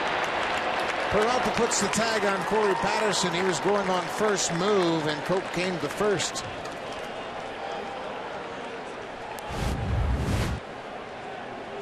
Live by that running game sword, and sometimes you die by it. Blue Jays, on the whole this year, have been quite successful in that endeavor. Patterson with a couple of hits, and now he's erased. John Farrell has said time and time again, he said, I know we're going to get thrown out. And he said, if I had a roster like most American League teams in the early part of this decade, I might not run as much as I am now, but we don't. They lost a lot of power off their roster from a year ago. John Buck, Oliver Bay, Vernon Wells. And Farrell looks at this lineup and says, you know what? We've got to run. Yeah, I look at the catching situation. And, of course, John Buck did have a huge year with the bat last year, and the home run ball was a big part of his arsenal. But I think J.P. Arancibia can slot in there pretty well. I don't know that it'll happen this year, but I think it will happen soon. Vernon Wells is hard to replace in terms of the power and the speed combination. Escobar drives it into center, but Austin Jackson is there. So Corey Patterson gets a base hit, but he's caught stealing, and Escobar is retired. Now it's time for an update. Let's go to Jamie Campbell in the Blackberry Podcast.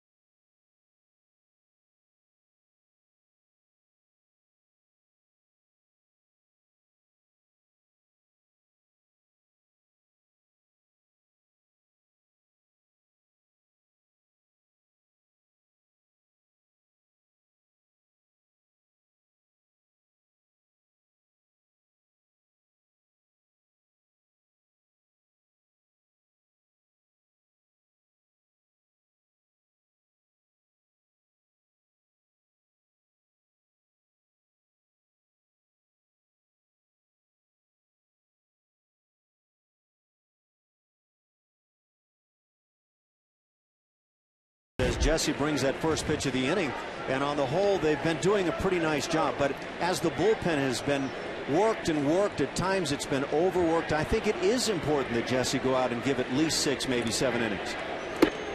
Number 9 hitter Brandon Inge takes a couple of balls from Jesse Litsch. Of course, at the same time, it's been a bullpen for the Blue Jays that just has been simply outstanding. You make a great point about the fact they've worked an awful lot. They're right up there among the leaders in innings pitched. 3-0 to the number 9 hitter. Sometimes you get away with that, at least for some portion of the season. The Blue Jays are surviving by it. The bullpen has been that good, but typically as you get toward the end of the year, it'll catch up with you. Here's how that last year with Sean Camp. He was so good in the first half of the season, had to pitch so much and just kind of ran out of gas at the end. Sean Camp, in my mind, has been Mr. Consistency. Scott Downs had been one of those guys. Well, when you look at the makeup of the bullpen, it is really a mix and match bullpen that is very effective. Jason Frazier's done a good job with the ability to come in and get strikeouts early in the ball game. Camp can handle the right-handers, and how about Carlos Villanueva? His ability to go long has really been an asset for this bullpen. John Roush has done a great job as the closer. Now they've got Frank Francisco back. Yeah, you got those strikeout arms in Dotel and Francisco. They can obviously be very valuable. Jesse Litsch comes back from 3-0 to strike out Brandon Inge. 7 strikeouts now for Litsch. And Jesse finds a way to get this done with a very good slider, down-breaking slider to finish off Inge, who has been struggling with the bat. By the way, I want to mention, as we were talking about the starters last inning, one name I failed to get out there, and that's Kyle Drabek. I just love his stuff. Drabek's going to be a pretty special starter when it's all said and done. Austin Jackson hooks the curveball. Kyle Drabek's name will get a smile from the Tigers manager, Jim Leyland. Of course, Jim Leyland had Doug Drabek, Kyle's father, in Pittsburgh. Leyland called him one of the best pitchers I ever had. Different style of pitcher, not the overpowering kind of guy that Kyle Drabek can be. Kyle Drabek kind of makes you laugh when you're watching him pitch, and you and I, being old catchers, can appreciate what he's going through out there, because he wants to do so well so badly. And he is loaded with competitiveness. Yeah, you can see the heat just coming out at times, can't you? Bruce Walden has talked about from time to time he'll go up to Kyle Drabek in the middle of the game, and he's out there spitting and snorting and everything else, and Bruce just kind of sits back and grins to himself, saying, boy, this is a special kid out here. Well, you love to have a guy that's that competitive, but you want to find a way to corral it just a bit. It's a matter of challenging all that energy, and it's going to happen. Well, he has energy, he has ability. That young man, he's got to impress opposition managers and coaches and the hitters. His stuff is electric. A lot of people are talking about similar stuff. Drabek and Brandon Morrow. 3-2 to Austin Jackson, the leadoff hitter for the Tigers. 1 out here in the 5th. Yeah, in terms of the radar gun, not far apart. In terms of style of pitching, maybe a little broader apart. Got it. Boy, Jesse Litsch is having to throw an awful lot of pitches, but he has been able to rack up the strikeouts. He's got 8 strikeouts so far in this ballgame. Now the question is, how far can Jesse take it tonight with all the pitches that have been required to this point? But a solid effort by Jesse. That's a new season high in strikeouts for Litsch. He had 7 strikeouts his first start against Oakland.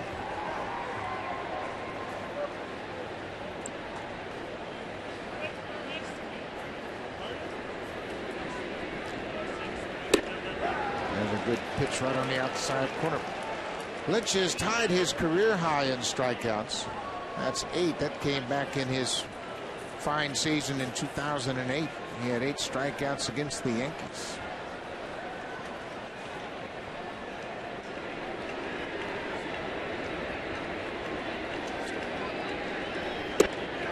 Boy, that's a good fastball. Again, you made a point about down and away, and that's been good for Jesse Litsch tonight. You see the nice sinking running action he gets with that 2-seam fastball so consistently. Now, Jesse likes to throw the cutter and the 4-seamer at times, but that sinker can be so valuable if he'd stay down with it. I don't blame you, Jesse. I might have started walking to the dugout as well. There have been a number of pitches in this range for Jesse that have not been called strikes, and I would love to hear the explanation from Dale Scott as to where this missed, low or outside. 2-2. No question about that one. Jesse Litsch strikes out the side in the 5th. He's set a new career high in strikeouts. Just through 5 innings, he's punched out 9 Tigers. Litsch and the Blue Jays lead 4-1.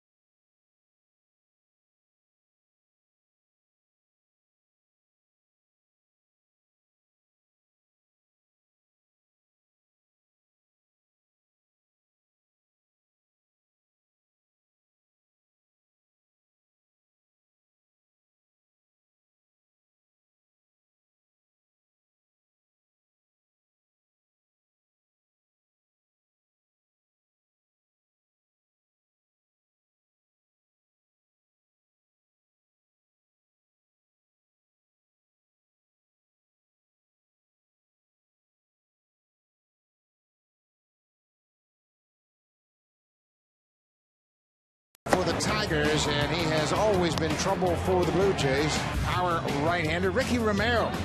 After that injury, a couple of extra days of rest, Romero has been tough on the Tigers. So you've got a great pitching matchup. It'll all take place right here tomorrow at Rogers Center. We'll be on at 3:30 p.m. Eastern Time. That's the pregame show. That'll be 12:30 p.m. Pacific Time. Jays on Sportsnet. Game 2 of this 4-game series. Good pitching matchup.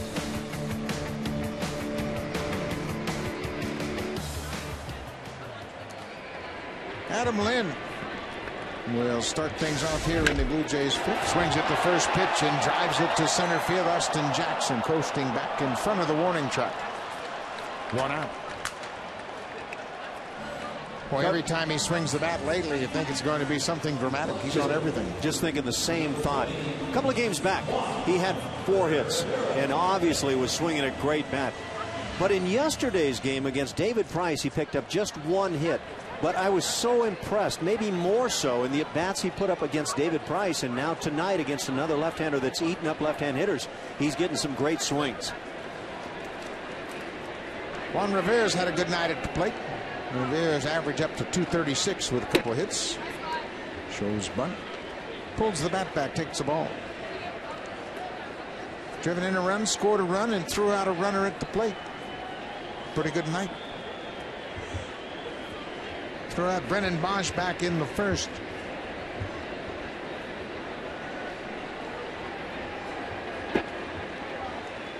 Well, you can see the quality of his bats has improved dramatically over the last 10 days. Started on that road trip down to Texas. Just seeing the ball a lot better. Laying off the borderline pitches. Bring a smile to the hitting coach's face. Drilled to left field. This ball is hit deep. This ball is foul. Dan Iasonia has had a couple of tough calls down there at third base. Had plenty of distance. The line shot hit by Aaron Sebia that either did or didn't hit some of the paint down there. No doubt the tougher call, but Rivera leaves everybody holding their breath for a few seconds as this drive in the end winds up probably being a rather easy call.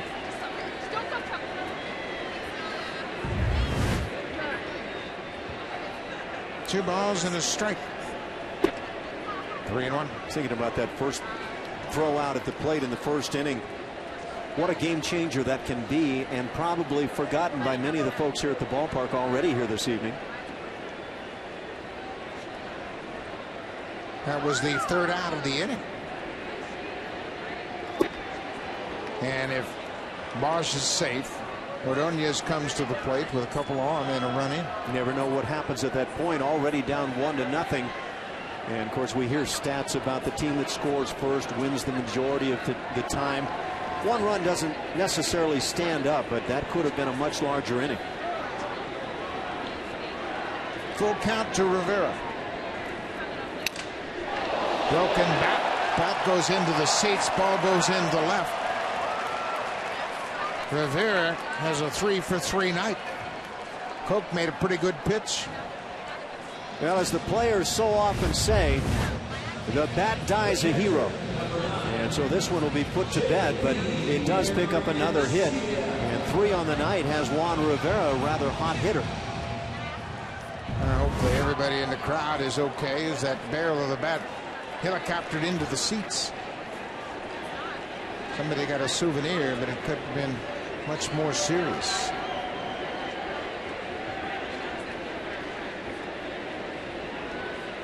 And Sebia.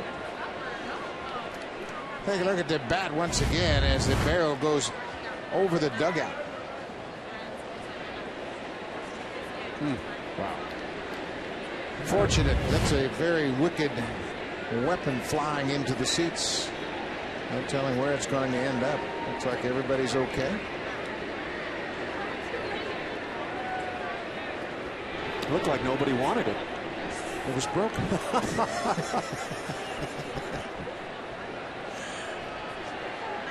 The fans are pretty demanding now. They want a good bat, something they can use. As a kid, I would have taken the other end of that broken bat. J.P. Arancibia with a couple of hits tonight. Just misses this one. He got under it and hits it a mile high, but it's going to end up in the glove of Austin Jackson.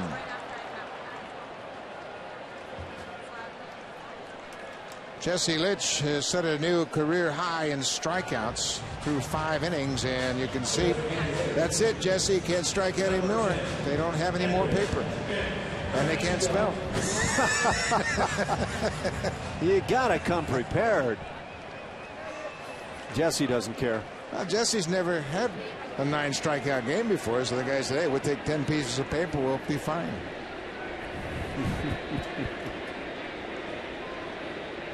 Two outs. Encarnacion looks at a close fastball. It's off the plate. 4-1 Blue Jays. Jays scored 3 runs in the first inning off Phil Koch.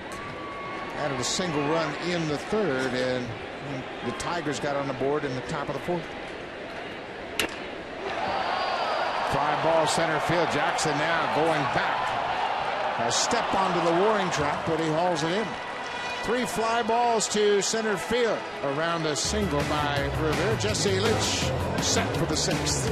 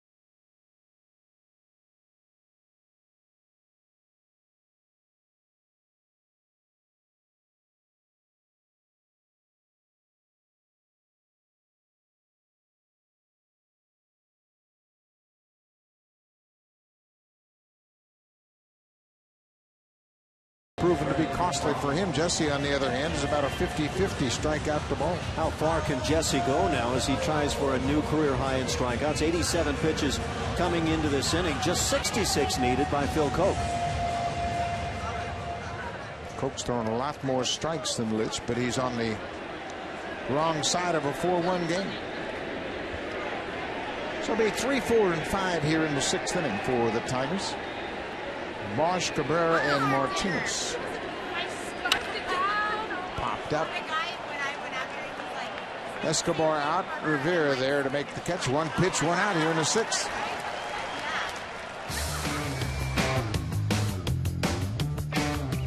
It's Canada's best-selling car 13 years in a row. Honda, the official vehicle of the Toronto Blue Jays. One down. Again, a chance to face Miguel Cabrera with nobody on. Struck out in the 4th inning. Walked in the 1st. Nothing like a first pitch strike.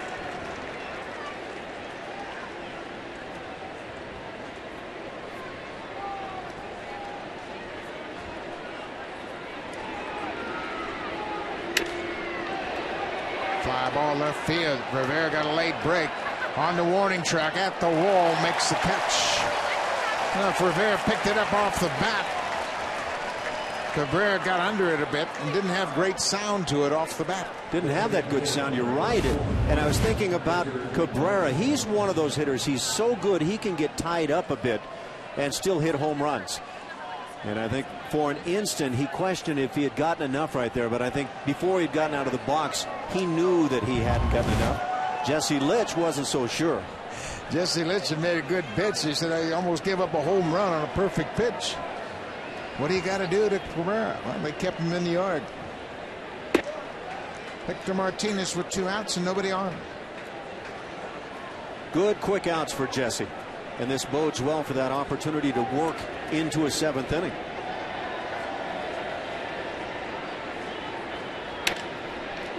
Line drive left field. Rivera is there, makes the running catch. It is a good inning for Jesse Litsch. He's retired 8 in a row with a 1-2-3-6 inning. Rivera, a couple of outs in the inning, just 5 pitches for Litsch.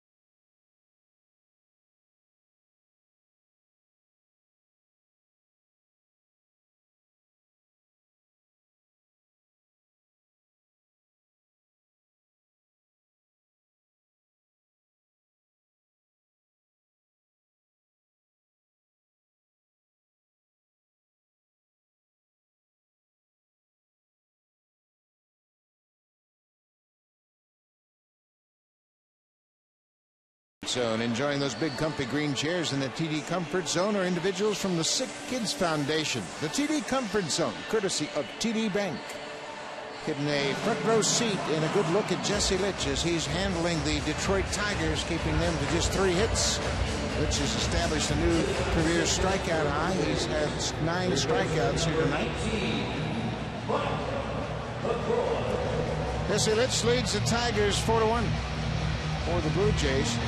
It'll be 8-9-1 to face Phil Koch here in the 6th. Jesse Litsch looked like a pitcher who didn't want to have any member of the staff walking near him at this point.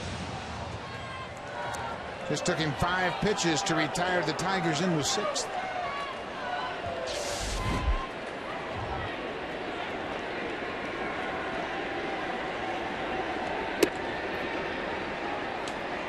Mike McCoy takes a strike.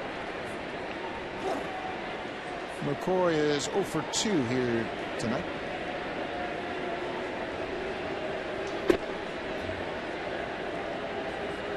Love the job that Mike McCoy has been doing for the ball club. Plays multiple positions, plays them well. Excellent base runner, and he's had some big hits. 2 balls and a strike, made a fine catch in foul territory down in Tropicana Field. I was thinking about the pop-up that he caught running to right field at Yankee Stadium, right over the shoulder. Terrific play. Started a double play. One of the best plays of the year. Nobody had a chance except McCoy, and he reached back over, went all the way around his body, caught it, slid to a stop, bounced up and threw to first base for a double play. All the while wondering if he was going to meet Jose Bautista rather abruptly. Full count. McCoy leading off the 6th.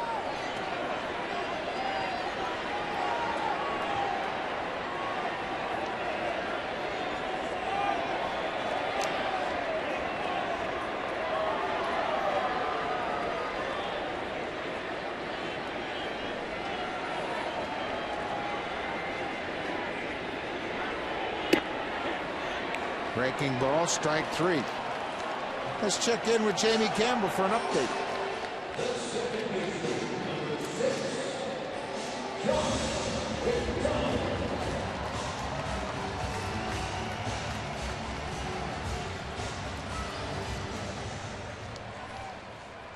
With that home run, Curtis Granderson has now tied Jose Bautista with 9 home runs. That leads the American League.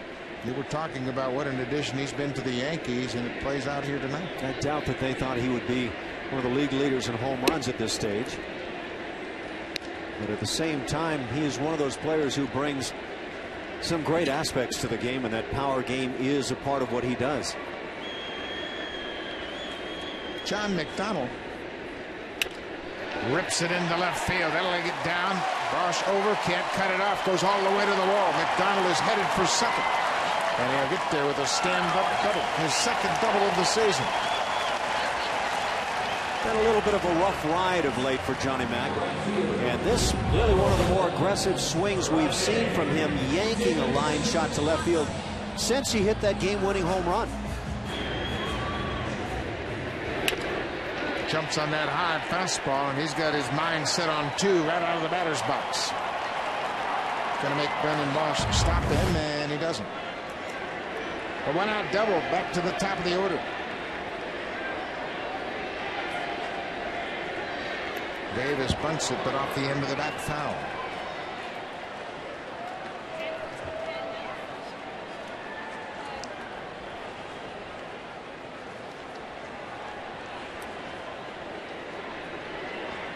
Rajai Davis got everything going in his first at bat. Had a leadoff single that started a 3-run first inning rally.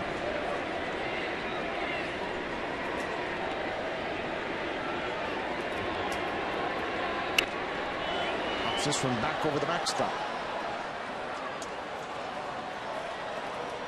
0-2. And the Blue Jays picked up Rajai Davis.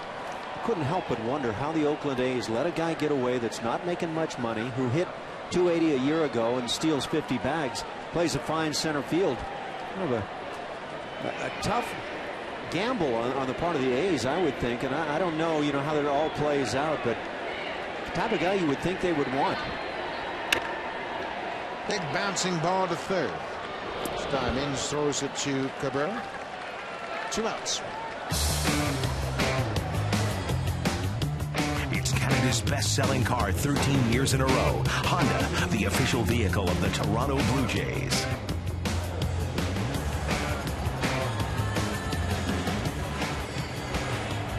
Beautiful night downtown Toronto. There's talk that we might have open-air baseball here over the weekend. Supposed to improve, and hopefully maybe even on Mother's Day. That'd be appropriate to have the first day of outdoor baseball here at Rogers Center. Some of the baseball we had on the first 11-day road trip left me loving domes. Breaking ball, Corey Patterson chases. Imagine being cold in Anaheim, Seattle, and then Boston. No, I wasn't cold in Boston. I was frozen. Yeah, that is true. I found the same experience in Seattle, especially the final game. Corey Patterson, a couple hits tonight. Bounces it to second. Big hop for Sizemore. Polk has a good inning. Gives up a 1-out double and nothing else. We've played 6 complete here at Rogers Center. Blue Jays have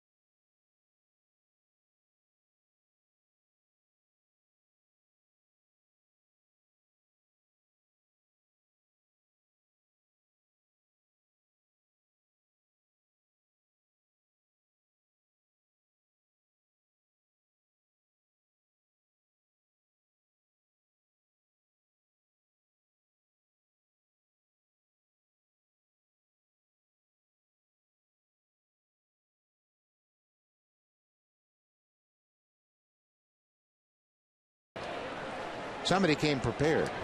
Jesse Litsch is having a big strikeout night. First pitch grounded to short. Escobar retires Ordonez. One out here in the 7th. I think those K cards just simply show how this game brings people together. Let's check out the out-of-town scoreboard. Tampa Bay leading Baltimore. Minnesota, boy, they're giving Boston tough time as Boston ran into a real tough stretch here. New York Yankees behind the Curtis Granderson home run.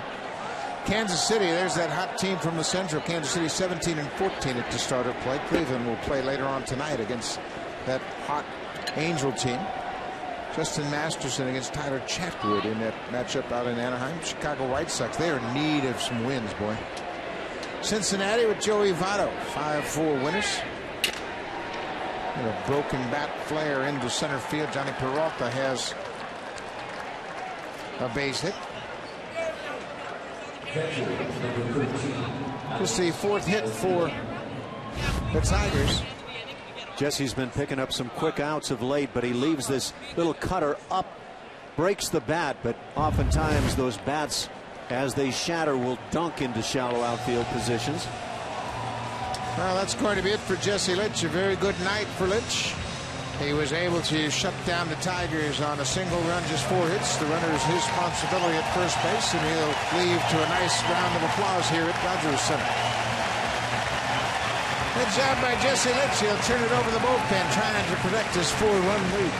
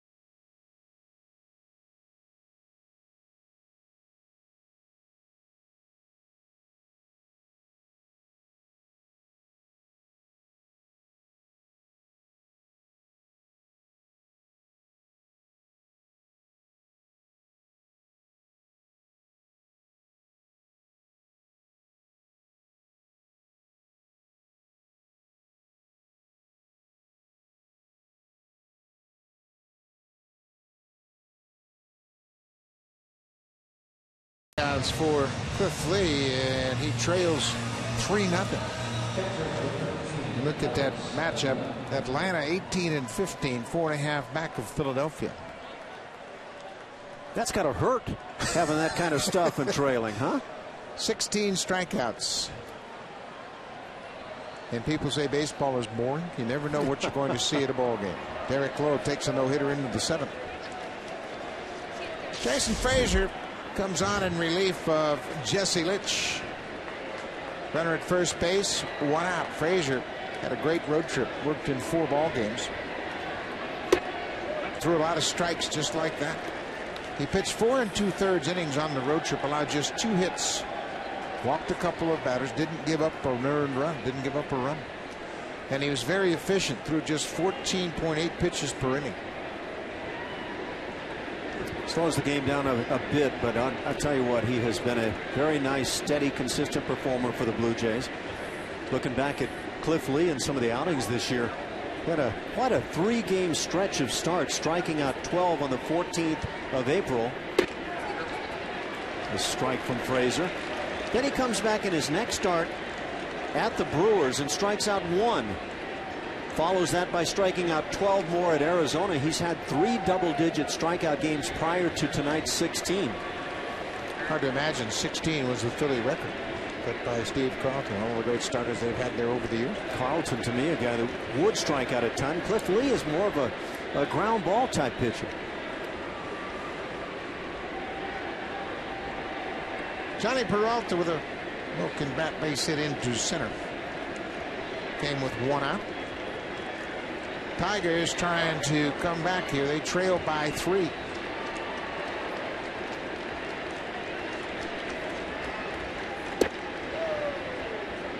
A ball and 2 strikes.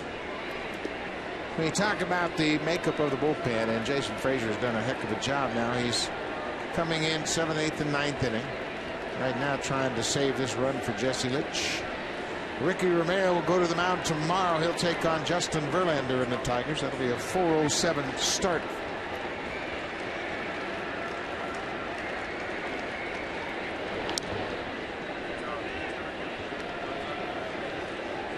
Here's where the at-bats down in the order really become important. Don't want to turn the lineup over here in the 7th. Just trying to get out of this inning. Double play would be sweet. Then you'd have Brandon Inge leading off the 8th. Stay away from Miguel Cabrera as long as possible. Ground ball. Second base for 1. Back to first. There's the off the glove of Lynn. Looked like they were going to get out of the inning. Taylor made double play back to Frazier. Made a good throw to Escobar. Lynn just couldn't hang on at first. One thing that can happen to a first baseman is you start to stretch toward a throw a little bit too early. This throw on the right field side of the bag at first, and Lynn had committed to his stretch maybe just a bit as he reached out and tried to glove it.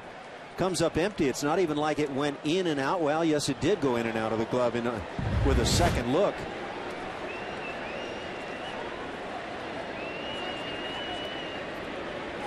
So Avila reaches. They got the force out at second base, so there'll be no air charged on that. I assumed that was going to be a double play. But I'll go out on a limb and say it was going to be a double play. I always thought that was an odd ruling, because there's not a person here that's been around this game for a while that doesn't understand the fact that the out would have been recorded easily at first if the catch is made. Number 9 hitter Brandon Inge, a couple of strikeouts tonight.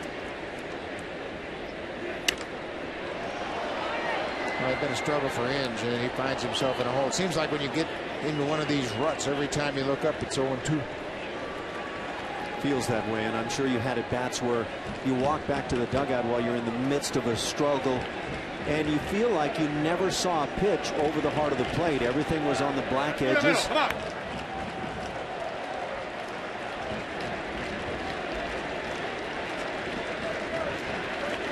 Weeks like that. 0-2, 2 down. Cut on and miss. Inge has the hat trick tonight. He struck out 3 times. Tigers stranded run. Jesse Litsch gets out of it a very strong outing. He allowed only the single run.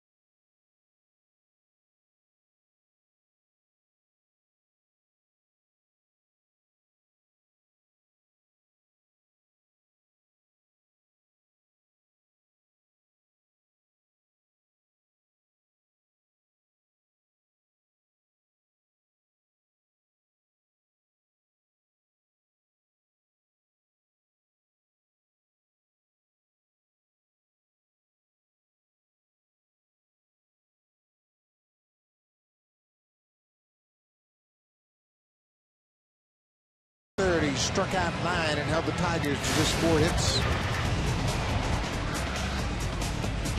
But Jesse had one of his better outings on the season. Now, there were times when he had a tough time finding the strike zone, but he also had a great ability to come back and put away hitters.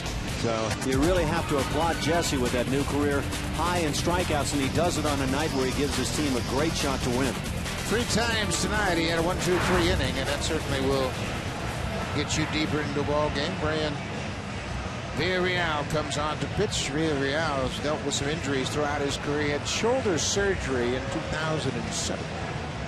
Comes out of Venezuela, just 23 years old. He's worked as a starter in the minor leagues. Made 53 starts in the minor leagues, trying to get a spot in this bullpen on a regular basis. Now in his 12th outing on the season.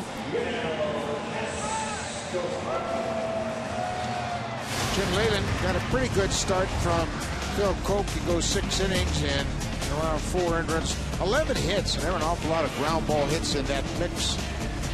5 of those hits coming in the first inning, and 3 of the 4 runs in the first. It was a bit of a shaky start, no doubt, but he tightened it up. And when it's all said and done, I'm sure Jim Leyland would tell you that's a good enough pitch night where you give that team still the chance to win. 3, 4, and 5 for the Blue Jays here in the 7th. Escobar's been aboard twice tonight. He reached on in air in the second and a single in the first.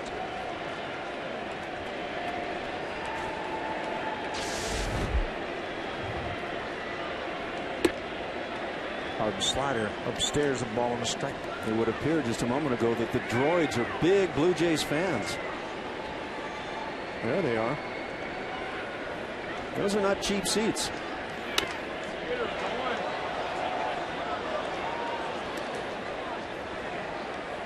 One and 2. 7th inning. Jesse Litsch gave John Farrell a good start. Pitches into the 7th.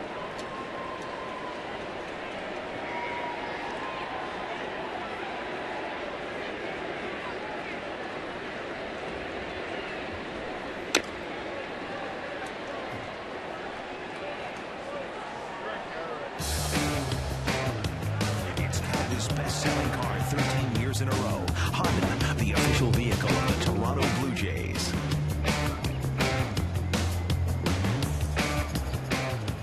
CN Tower next door to Rogers Center. Great spot to have a look at the Metro Toronto area. Decent crowd here tonight on a Friday night. 19,711. First game of this 4-game series.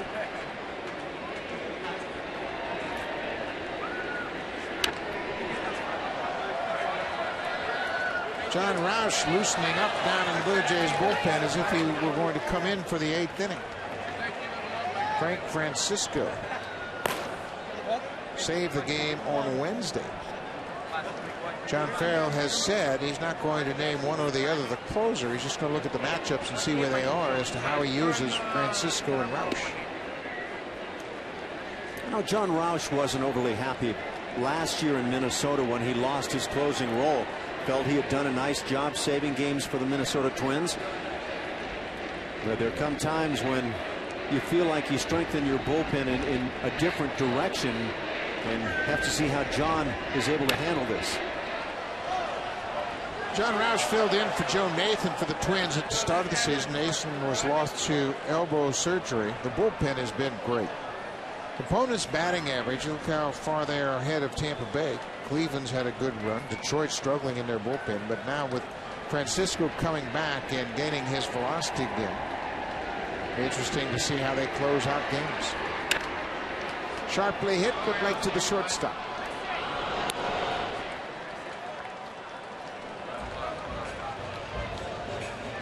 Yeah, you look at the top 3 in the American League bullpens. We're talking Tampa Bay and just behind the Blue Jays, followed by Oakland and then Cleveland in that 4th spot. People oftentimes say, well, the Indians will never be able to win because they don't get enough pitching. We've got more than enough pitching. Justin Masterson off to a great start, 5-0 as a starter for Maniacta's Indians. Jim Leyland was raving about the Indians, saying, boy, they got some offense with Sizemore and Hafner back to form. Who was the team that lost, everybody said, all of their bullpen this offseason? The Tampa Bay Rays. Yep. And they've got the #1 bullpen ERA in the league. How does Joe Madden pull that off? Their starters pitch into the 7th every night. That's probably a big help. Yes. You don't have to overexpose those relievers. I don't think they're done tinkering with their bullpen either. No, I would imagine not. But with that kind of success, it's hard to tinker on. And fouls it off. Adam Lynn single in the first inning. That extended his hit streak to 11 games. He also drove in a run. He now has 26 RBI. Boy, he's catapulted himself right to the top of the leaderboard. Average and RBI. Began the day tied with Ben Zobrist with 25. Also Beltray and Konerko. Beltray of the Rangers, Paul Konerko the White Sox have 25. How about Jeff Francoeur? He has 24 RBI for Kansas City. He also has 8 home runs. I heard some people recently before this year say he doesn't have any game left. Not the case. Yeah, not the case is right. And sometimes even the very best of scouts can get completely fooled by players. It's an inexact science, to be sure. You never know when somebody's going to blossom, somebody's going to really come on and develop. 2-2 to Lynn. Drilled to right center. This ball is high. It is deep. It is gone. Home run, Adam Lynn, number 7 on the season. Boy, is he swinging. Yeah, for my book, this is the same guy we watched a couple of years ago. Just tear apart American League pitching. Big smile on his face, and well, there should be. His bat has been just scorching. You can see the breaking ball stay a bit up mid-thigh and a lot of plate, and Adam Lynn has found a very good way to deal with this. And if you're talking mechanics, look at that head stay in place. Picture perfect swing.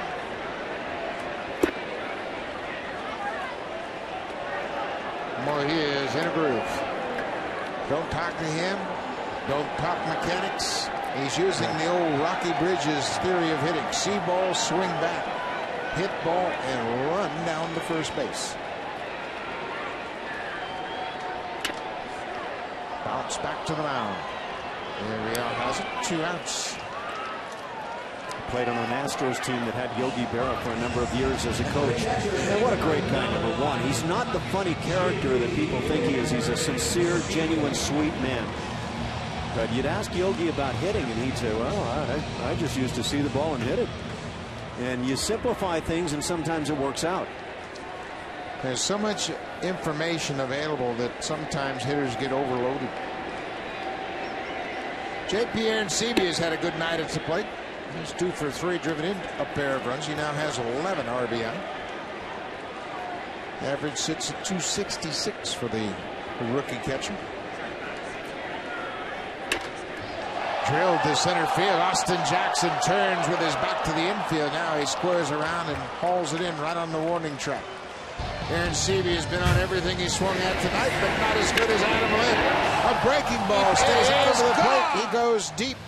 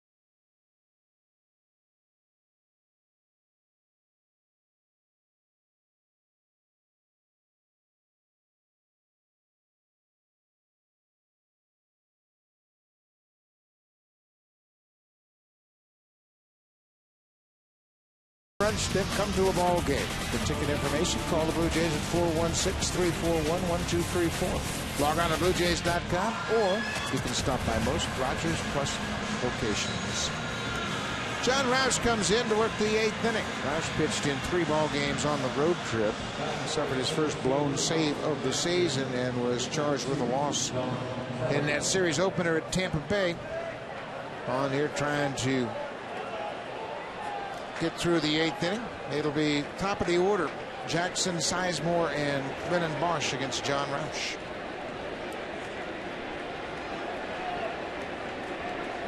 One of the most physically intimidating people I have ever stood next to.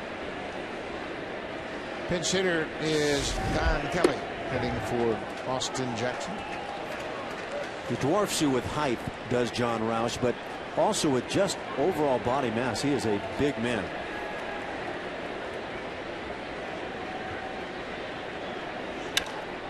Kelly pops it up. Shallow left field. Escobar out. Rivera in. Rivera makes the grab. First out of the 8th. Yeah, you're right. You talk about a presence on the mound. He's 6'10" to begin with. Broad shoulders, big, massive legs, and then he stands on top of that hill. He's got to look like Man Mountain Dean out there. Yeah, absolutely. The fastball doesn't quite match, but he has an aggressive attitude out there. He comes right after hitters. I asked him how he learned how to pitch like this and use his pitches and move it. And he said 2 shoulder surgeries. Cued off the end of the bat. He also credits Randy St. Clair, the pitching coach in Washington, when he was with the Nationals. He said, you know, Randy talked about, don't try to improve your stuff. Try to improve your consistency. And John Roush is a great example of that. What a career Greg Maddux put together with that type of philosophy. This one's popped up. Corey Patterson calling for it. 2 quick outs here in the 8th.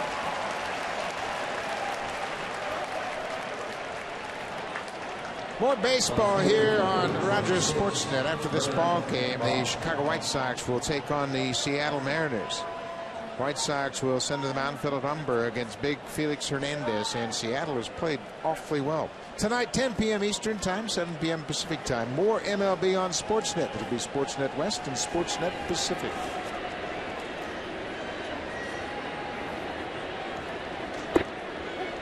There's a fastball on the corner to Brennan Bosch. Boy, if John Roush can pick at those corners. Bosch off to a good start. A couple home runs and 16 driven in.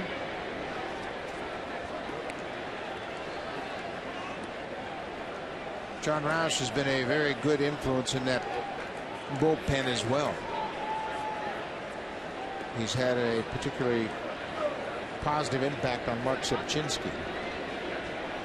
That's a curveball. Boy, that's a good pitch. Takes a lot off. 72 miles an hour. Sepchinski, one of those guys that has been counted on to be called upon quite often for John Farrell this year, and he's been really good. Moving into that bullpen role, he is so tough on left-hand hitters. Curveball gets away from Aaron Sebia, and Bosch will get on board. There's the case of the curveball called by Aaron Sebia. Pitch in the dirt, and JP doesn't go to his knees. He tries to backhand on a hop, and that's not the way you want to do it. And I'm sure Don Wakamatsu will have some comments about this, but you want to make sure you drop down. Don't turn the glove over that way. Drop it between the legs. Keep it straight up and let that chest protector get the job done. It's not about catching it. It's about blocking it. And that time he tried to catch it. Well, that brings Cabrera to the plate with a man aboard. 2 outs. Cutter off the plate outside. Cabrera just missed a home run his last time up. That came against Jesse Litsch. He hit it off the end of the bat. Hit it all the way to the warning track.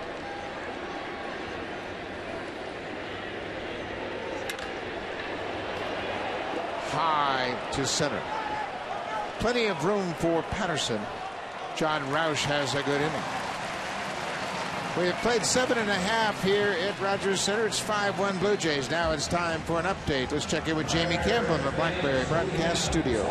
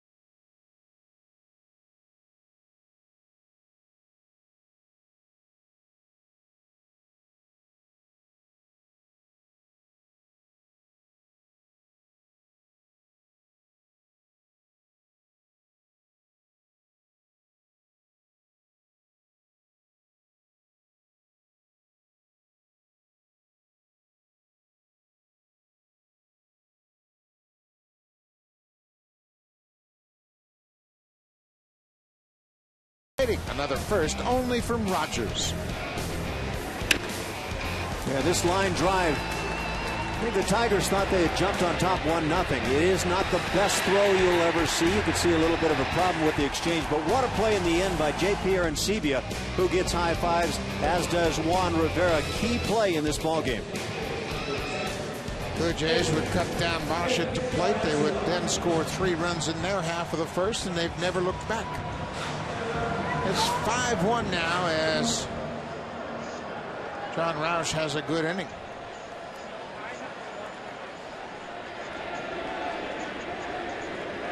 Edwin Encarnacion facing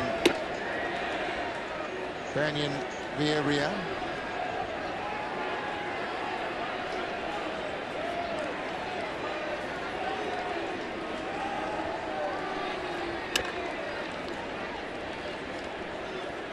Ball in his strike. Encarnacion, the DH tonight. 0 for 3. Blue Jays have wrapped out 12 hits. Slaughter got away from Villarreal. You notice major league hitters don't react as if thrown at when it's a breaking ball that just slips out of the hand of the right-hander and stays in. Very smart realization there by Encarnacion.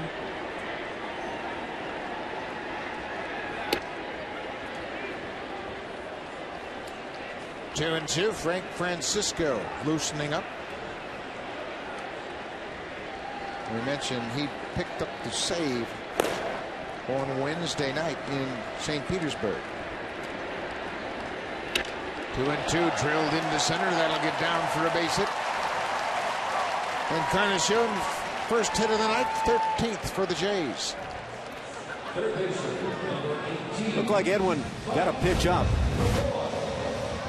See that open approach and then stride into the ball. Does get the fastball right out over the plate and up. And that's a major league hitter's delight.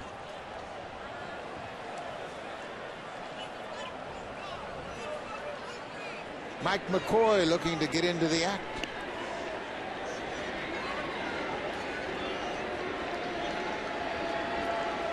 He's the only starter tonight that hasn't had a hit.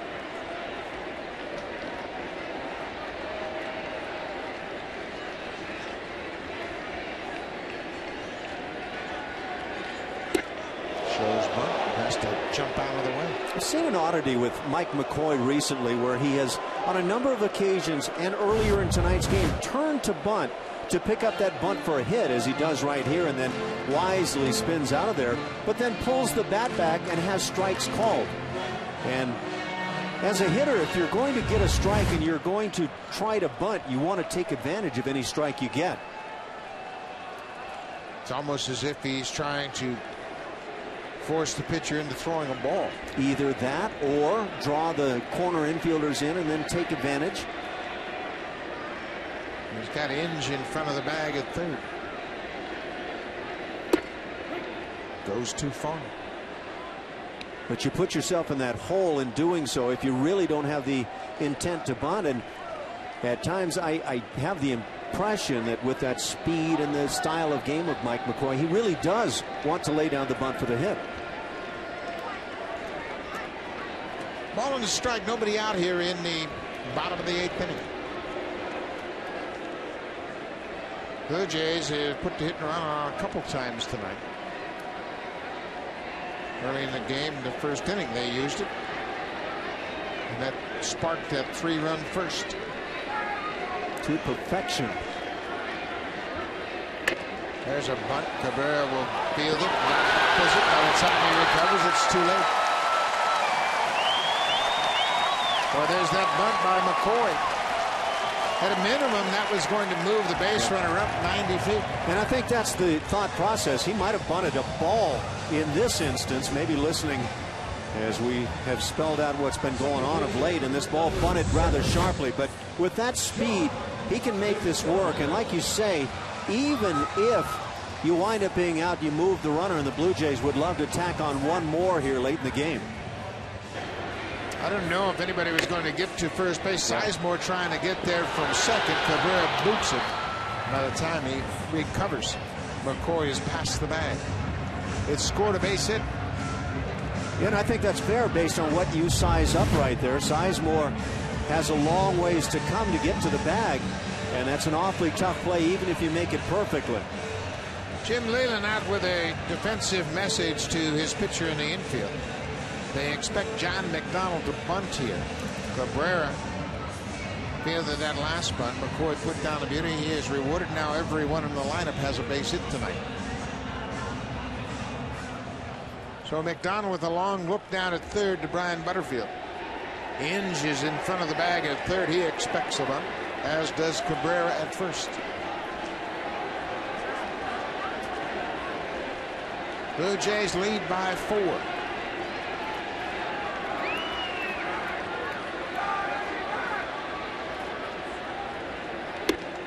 McDonald not showing bunt. I'm a bit surprised right there. I thought we'd see it right away from Johnny Mac. Hit a double his last time up, ripped the baseball down into the left field corner.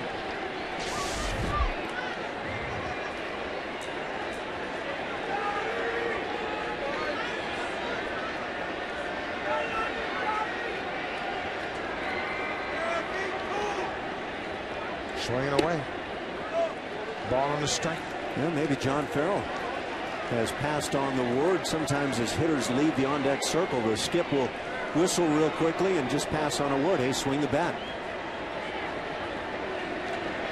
It's a little surprising that they don't choose to bunt here. But the Jays haven't utilized a straight sacrifice an awful lot.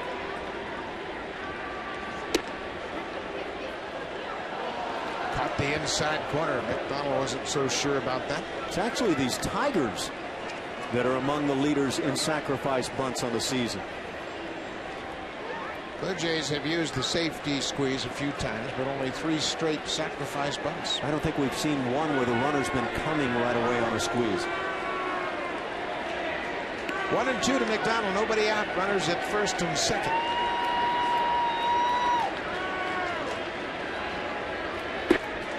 Cut on and miss. McDonald strikes out.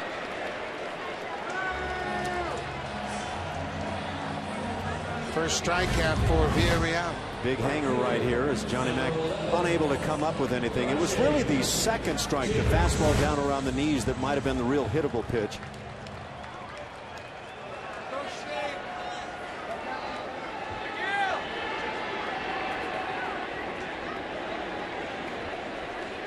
Back to the top of the order now with 1 out.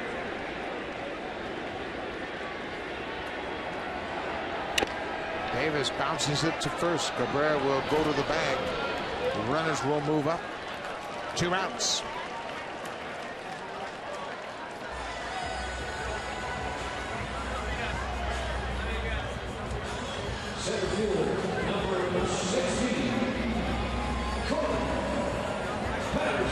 So Corey Patterson's had a good night at the plate. He'll hit with a chance to drive in a pair with 2 outs, and Jim Leyland's going to make a pitching change before Patterson can step in.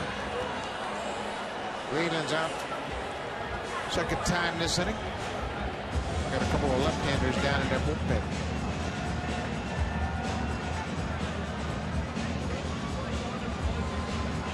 So Leyland trying to keep the Blue Jays within striking distance. Be the left-hander Brad Thomas coming out of the bullpen to face Corey Patterson. Patterson with 2 hits, including a double.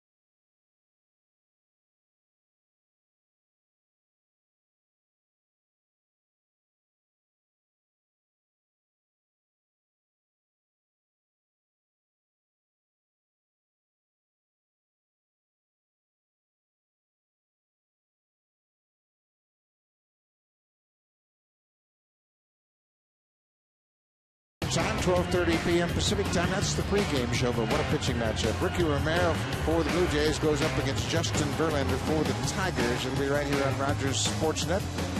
Romero hasn't pitched since last Friday when he took on the New York Yankees, beat Freddie Garcia at Yankee Stadium. So Romero on extra rest will hook up with the big power right-hander Justin Verlander. Game starts at 4:07 tomorrow afternoon. Brad Thomas out of the Tigers bullpen to face Corey Patterson.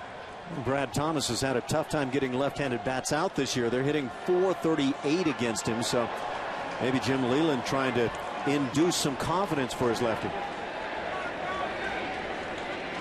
2 outs, 2 on. Blue Jays up 5-1. Breaking ball off the plate outside.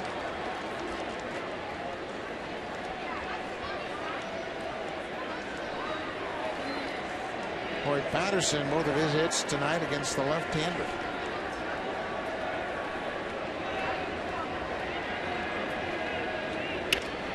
Little flare behind second base. This is trouble. It is a base hit. 2 runs come in to score. Patterson is headed for second. His second double of the night. He drives home 2. Little insurance for the Blue Jays. Little proof that it's not how hard, but it's all about location. Corey Patterson comes up with that swing that John Farrell wanted to get. Those insurance runs late. Gets jammed a bit. You could hear that bat. Not the good sound at all. Don Kelly, the pinch hitter playing center field, tries to smother that ball. Once he recognized he can't make a catch, Patterson with his 6th double of the season, 2nd tonight. Patterson's been a productive hitter. He now has 13 RBI. Well, he came on when he joined the ball club in Seattle, swinging a bat that looked like he was going to be hard to get out of the lineup. They cooled off a bit. Now he's picked it up. Yunel Escobar. 2 balls and no strikes. 2 outs. Blue Jays have added to their lead with 2 here in the 8th. Well, this is a long time coming. A comfortable lead for the Blue Jays. 7-1 lead here late in the ball game.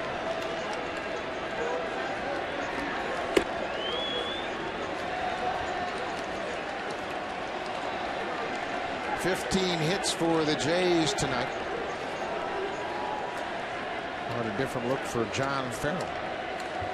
Blue Jays had 14 hits against the Rangers at the start of that road trip.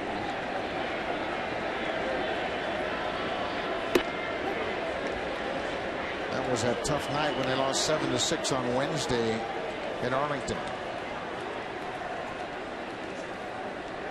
What a great start that was to the road trip, though, winning 3 out of 4 against those Texas Rangers, who at the time were playing about as good a baseball as was being played in the American League. Jays cooled them right off. 3-1 to Escobar. Takes the walk. And that'll bring to the plate Adam Lind. Boy, Lind's had another big night. And it doesn't make any difference if the left-hander is pitching or not. Lind had an RBI single in the 1st and then a solo home run in the 7th. As a manager, Buck, how important it is to have that left-handed bat or those left-handed bats in your lineup that can stay in and come up with big hits against the lefties. Especially in this division, because there's so many good ones. We saw one yesterday in David Price. You get the full lineup back with Bautista and Aaron Hill, and then you get Lynn swinging at left-handers like this. Blue Jays can do some damage. Robinson Cano, one of those left-handed bats that, to me, he shows it just doesn't matter who's on the hill. Right, left, tall, short, hard, soft. And fights off the inside fastball. But Adam Lind becoming again one of those guys. And when he gets it going, he is one of the game's outstanding RBI men. 2 more ribbies tonight. Lynn's up to 27 for the season. Starts the night hitting .353 against left-hand pitching. 0-2, 2 outs. In the dirt, dug out by Alex Avila. Blue Jays with 15 hits tonight. They've scored 7 runs. 15 hits, the highest hit total since last September. September 17th at Boston, they had 17 hits. So this is a season high here tonight.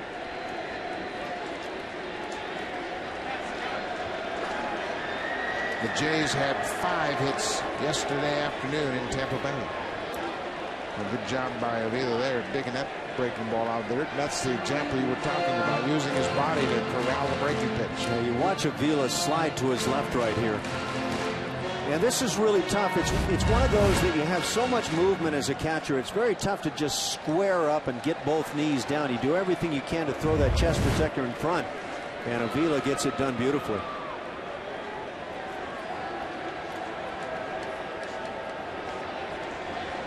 Two, 2 outs, 2 on. Went too far. Lynn strikes out. The inning comes to an end, but the Blue Jays have had their hitting shoes on tonight. They've scored 7 runs on 15 hits. People going all over the yard. All the starters have a hit. Adam Lynn with a home run. 6-run lead is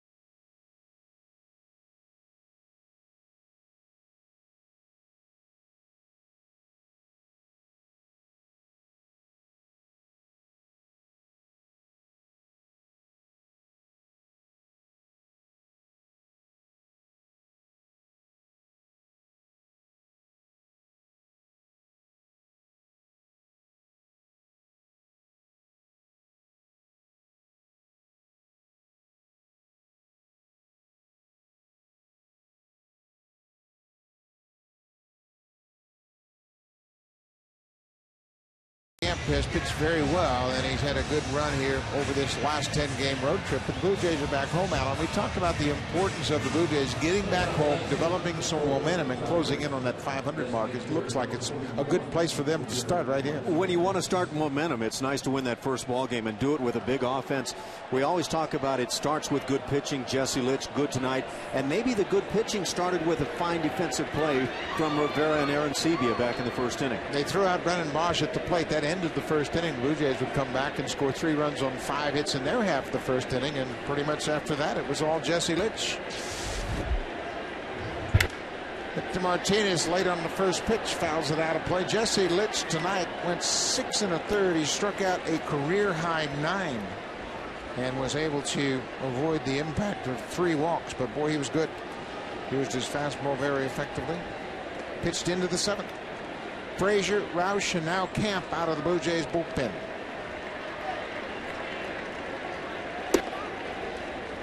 Ball on the strike.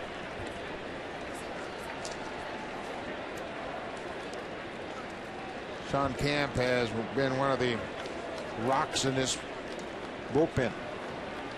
Can pitch for you every night. Lefties, righties, makes no difference. Take something off that changeup, and boy, he is the master of that. Camp pitched 4 times on the road trip, a total of 4 1/3. He allowed just 4 hits.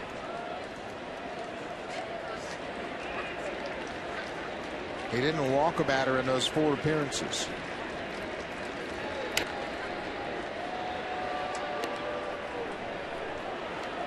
got a great ability with this last pitch, that backdoor slider, kind of the frisbee pitch that he, from that sidearm, somewhat sidearm delivery, sweeps up there, and it gains a lot of ground, starts way outside and then comes back to the corner.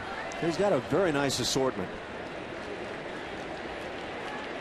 Martinez behind, a ball and 2 strikes. Way inside. You were a left-handed hitter. Talk about how difficult it is to stay with that frisbee breaking ball that's away from you. The Kent Tekulves of the world, and I think of the Submariners. I was so grateful that I was able to swing from the left side, because as a right-hand hitter, you know how tough that was. The guys that dropped down generally were not that effective against left-hand hitters unless they could really change speeds well and bring that breaking ball back to the corner, and I think that's where Camp gains a big advantage. Escobar knocked it down. He was playing right behind Camp, and behind the bag at second. Martinez is aboard. I don't know if Escobar saw that ball off the bat. It looked like he kind of lost it. Watch his reaction here. This hot shot goes right by Sean Camp, maybe even under the leg, and looks like he sees it. Did he think it was going to hit the second base bag? Did he feel like it was going to tie him up with that in-between hop? When it's all said and done, it just wasn't one of those plays where you feel like Escobar had a good peak. Second air for Escobar. He had played airless baseball, and he was the last regular shortstop in the big leagues to commit an error.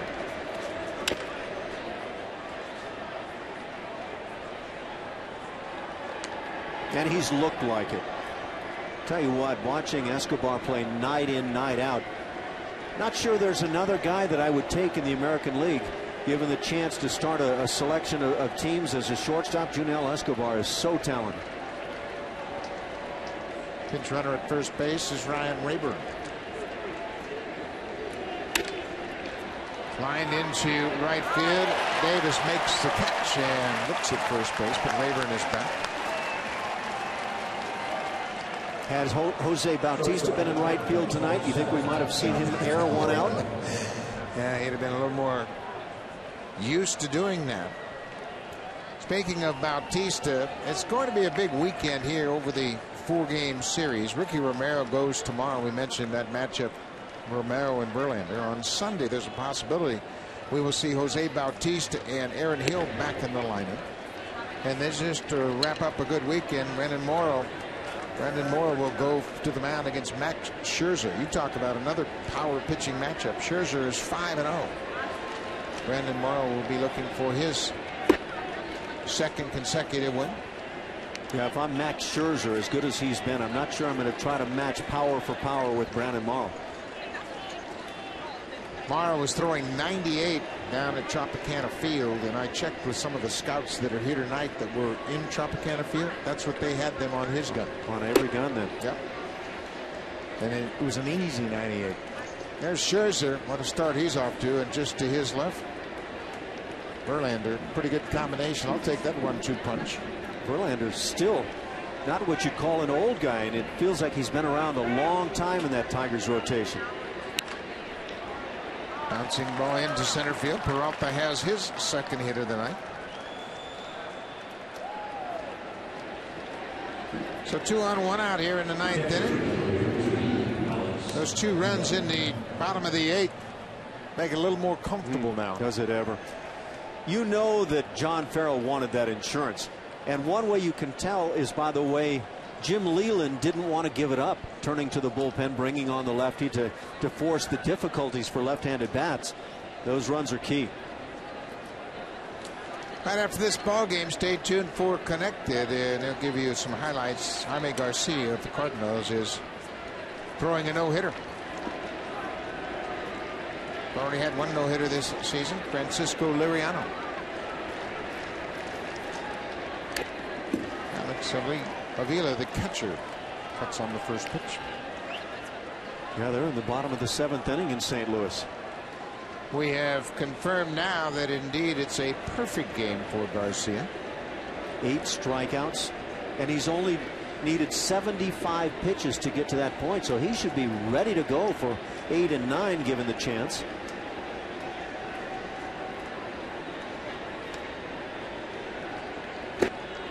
Ball and a strike to the Tigers catcher.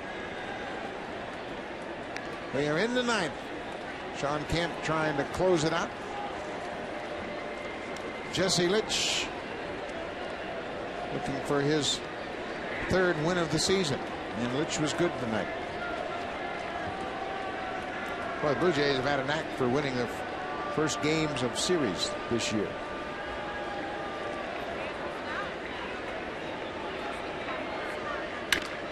On the ground.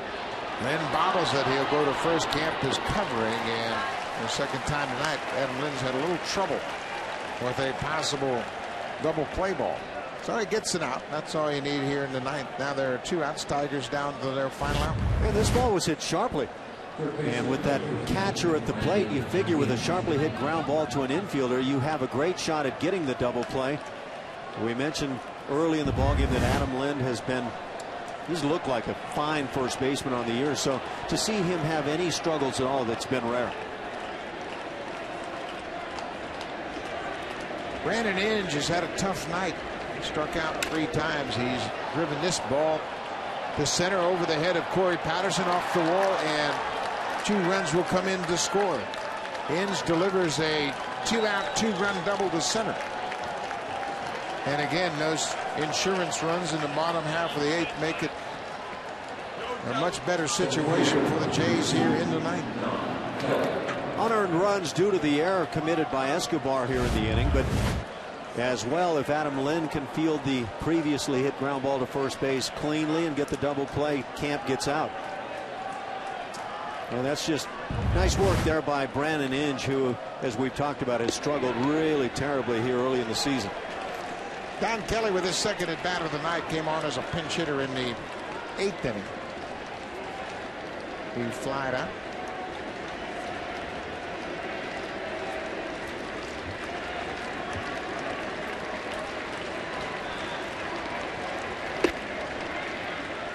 Ball on the strike.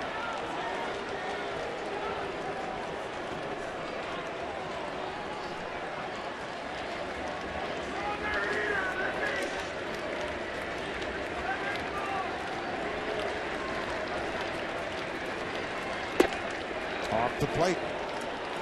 Tigers have mounted a rally here in the ninth. Francisco had loosened up, sat down, and now with Kemp giving up a couple here, Francisco up and throwing again.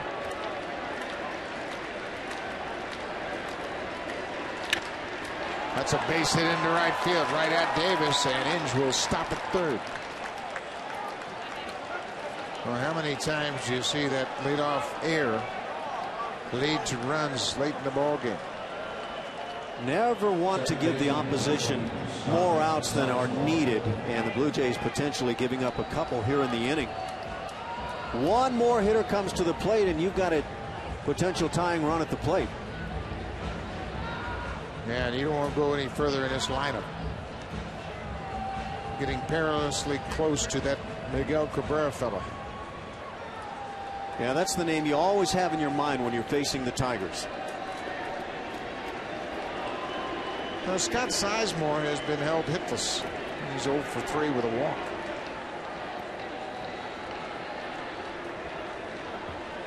Francisco should be ready if Sizemore can get on board. There's a little flare into right. That'll get down for a base hit. Inge comes in to score. Kelly is headed for third.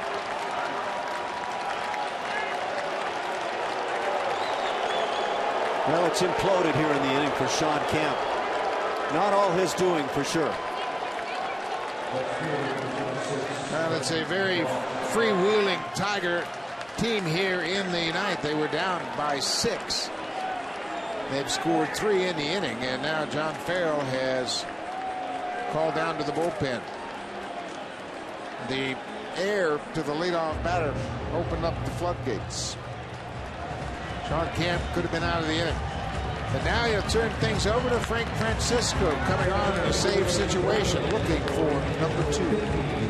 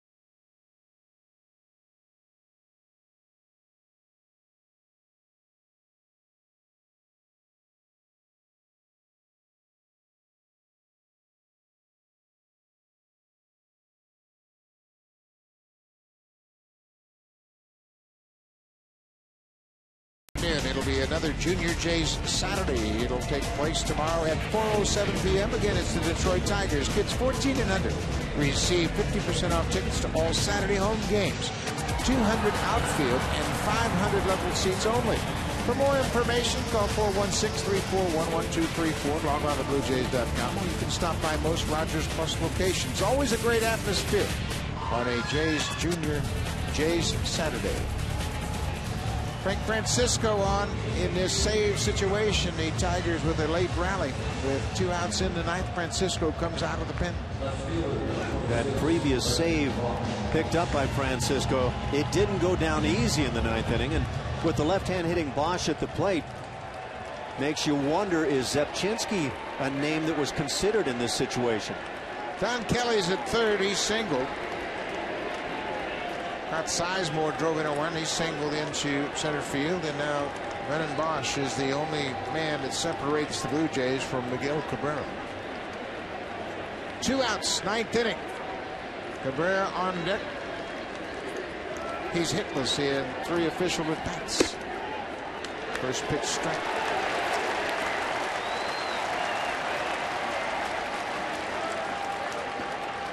Francisco picked up save number 1 on Wednesday in the Brandon Morrow win.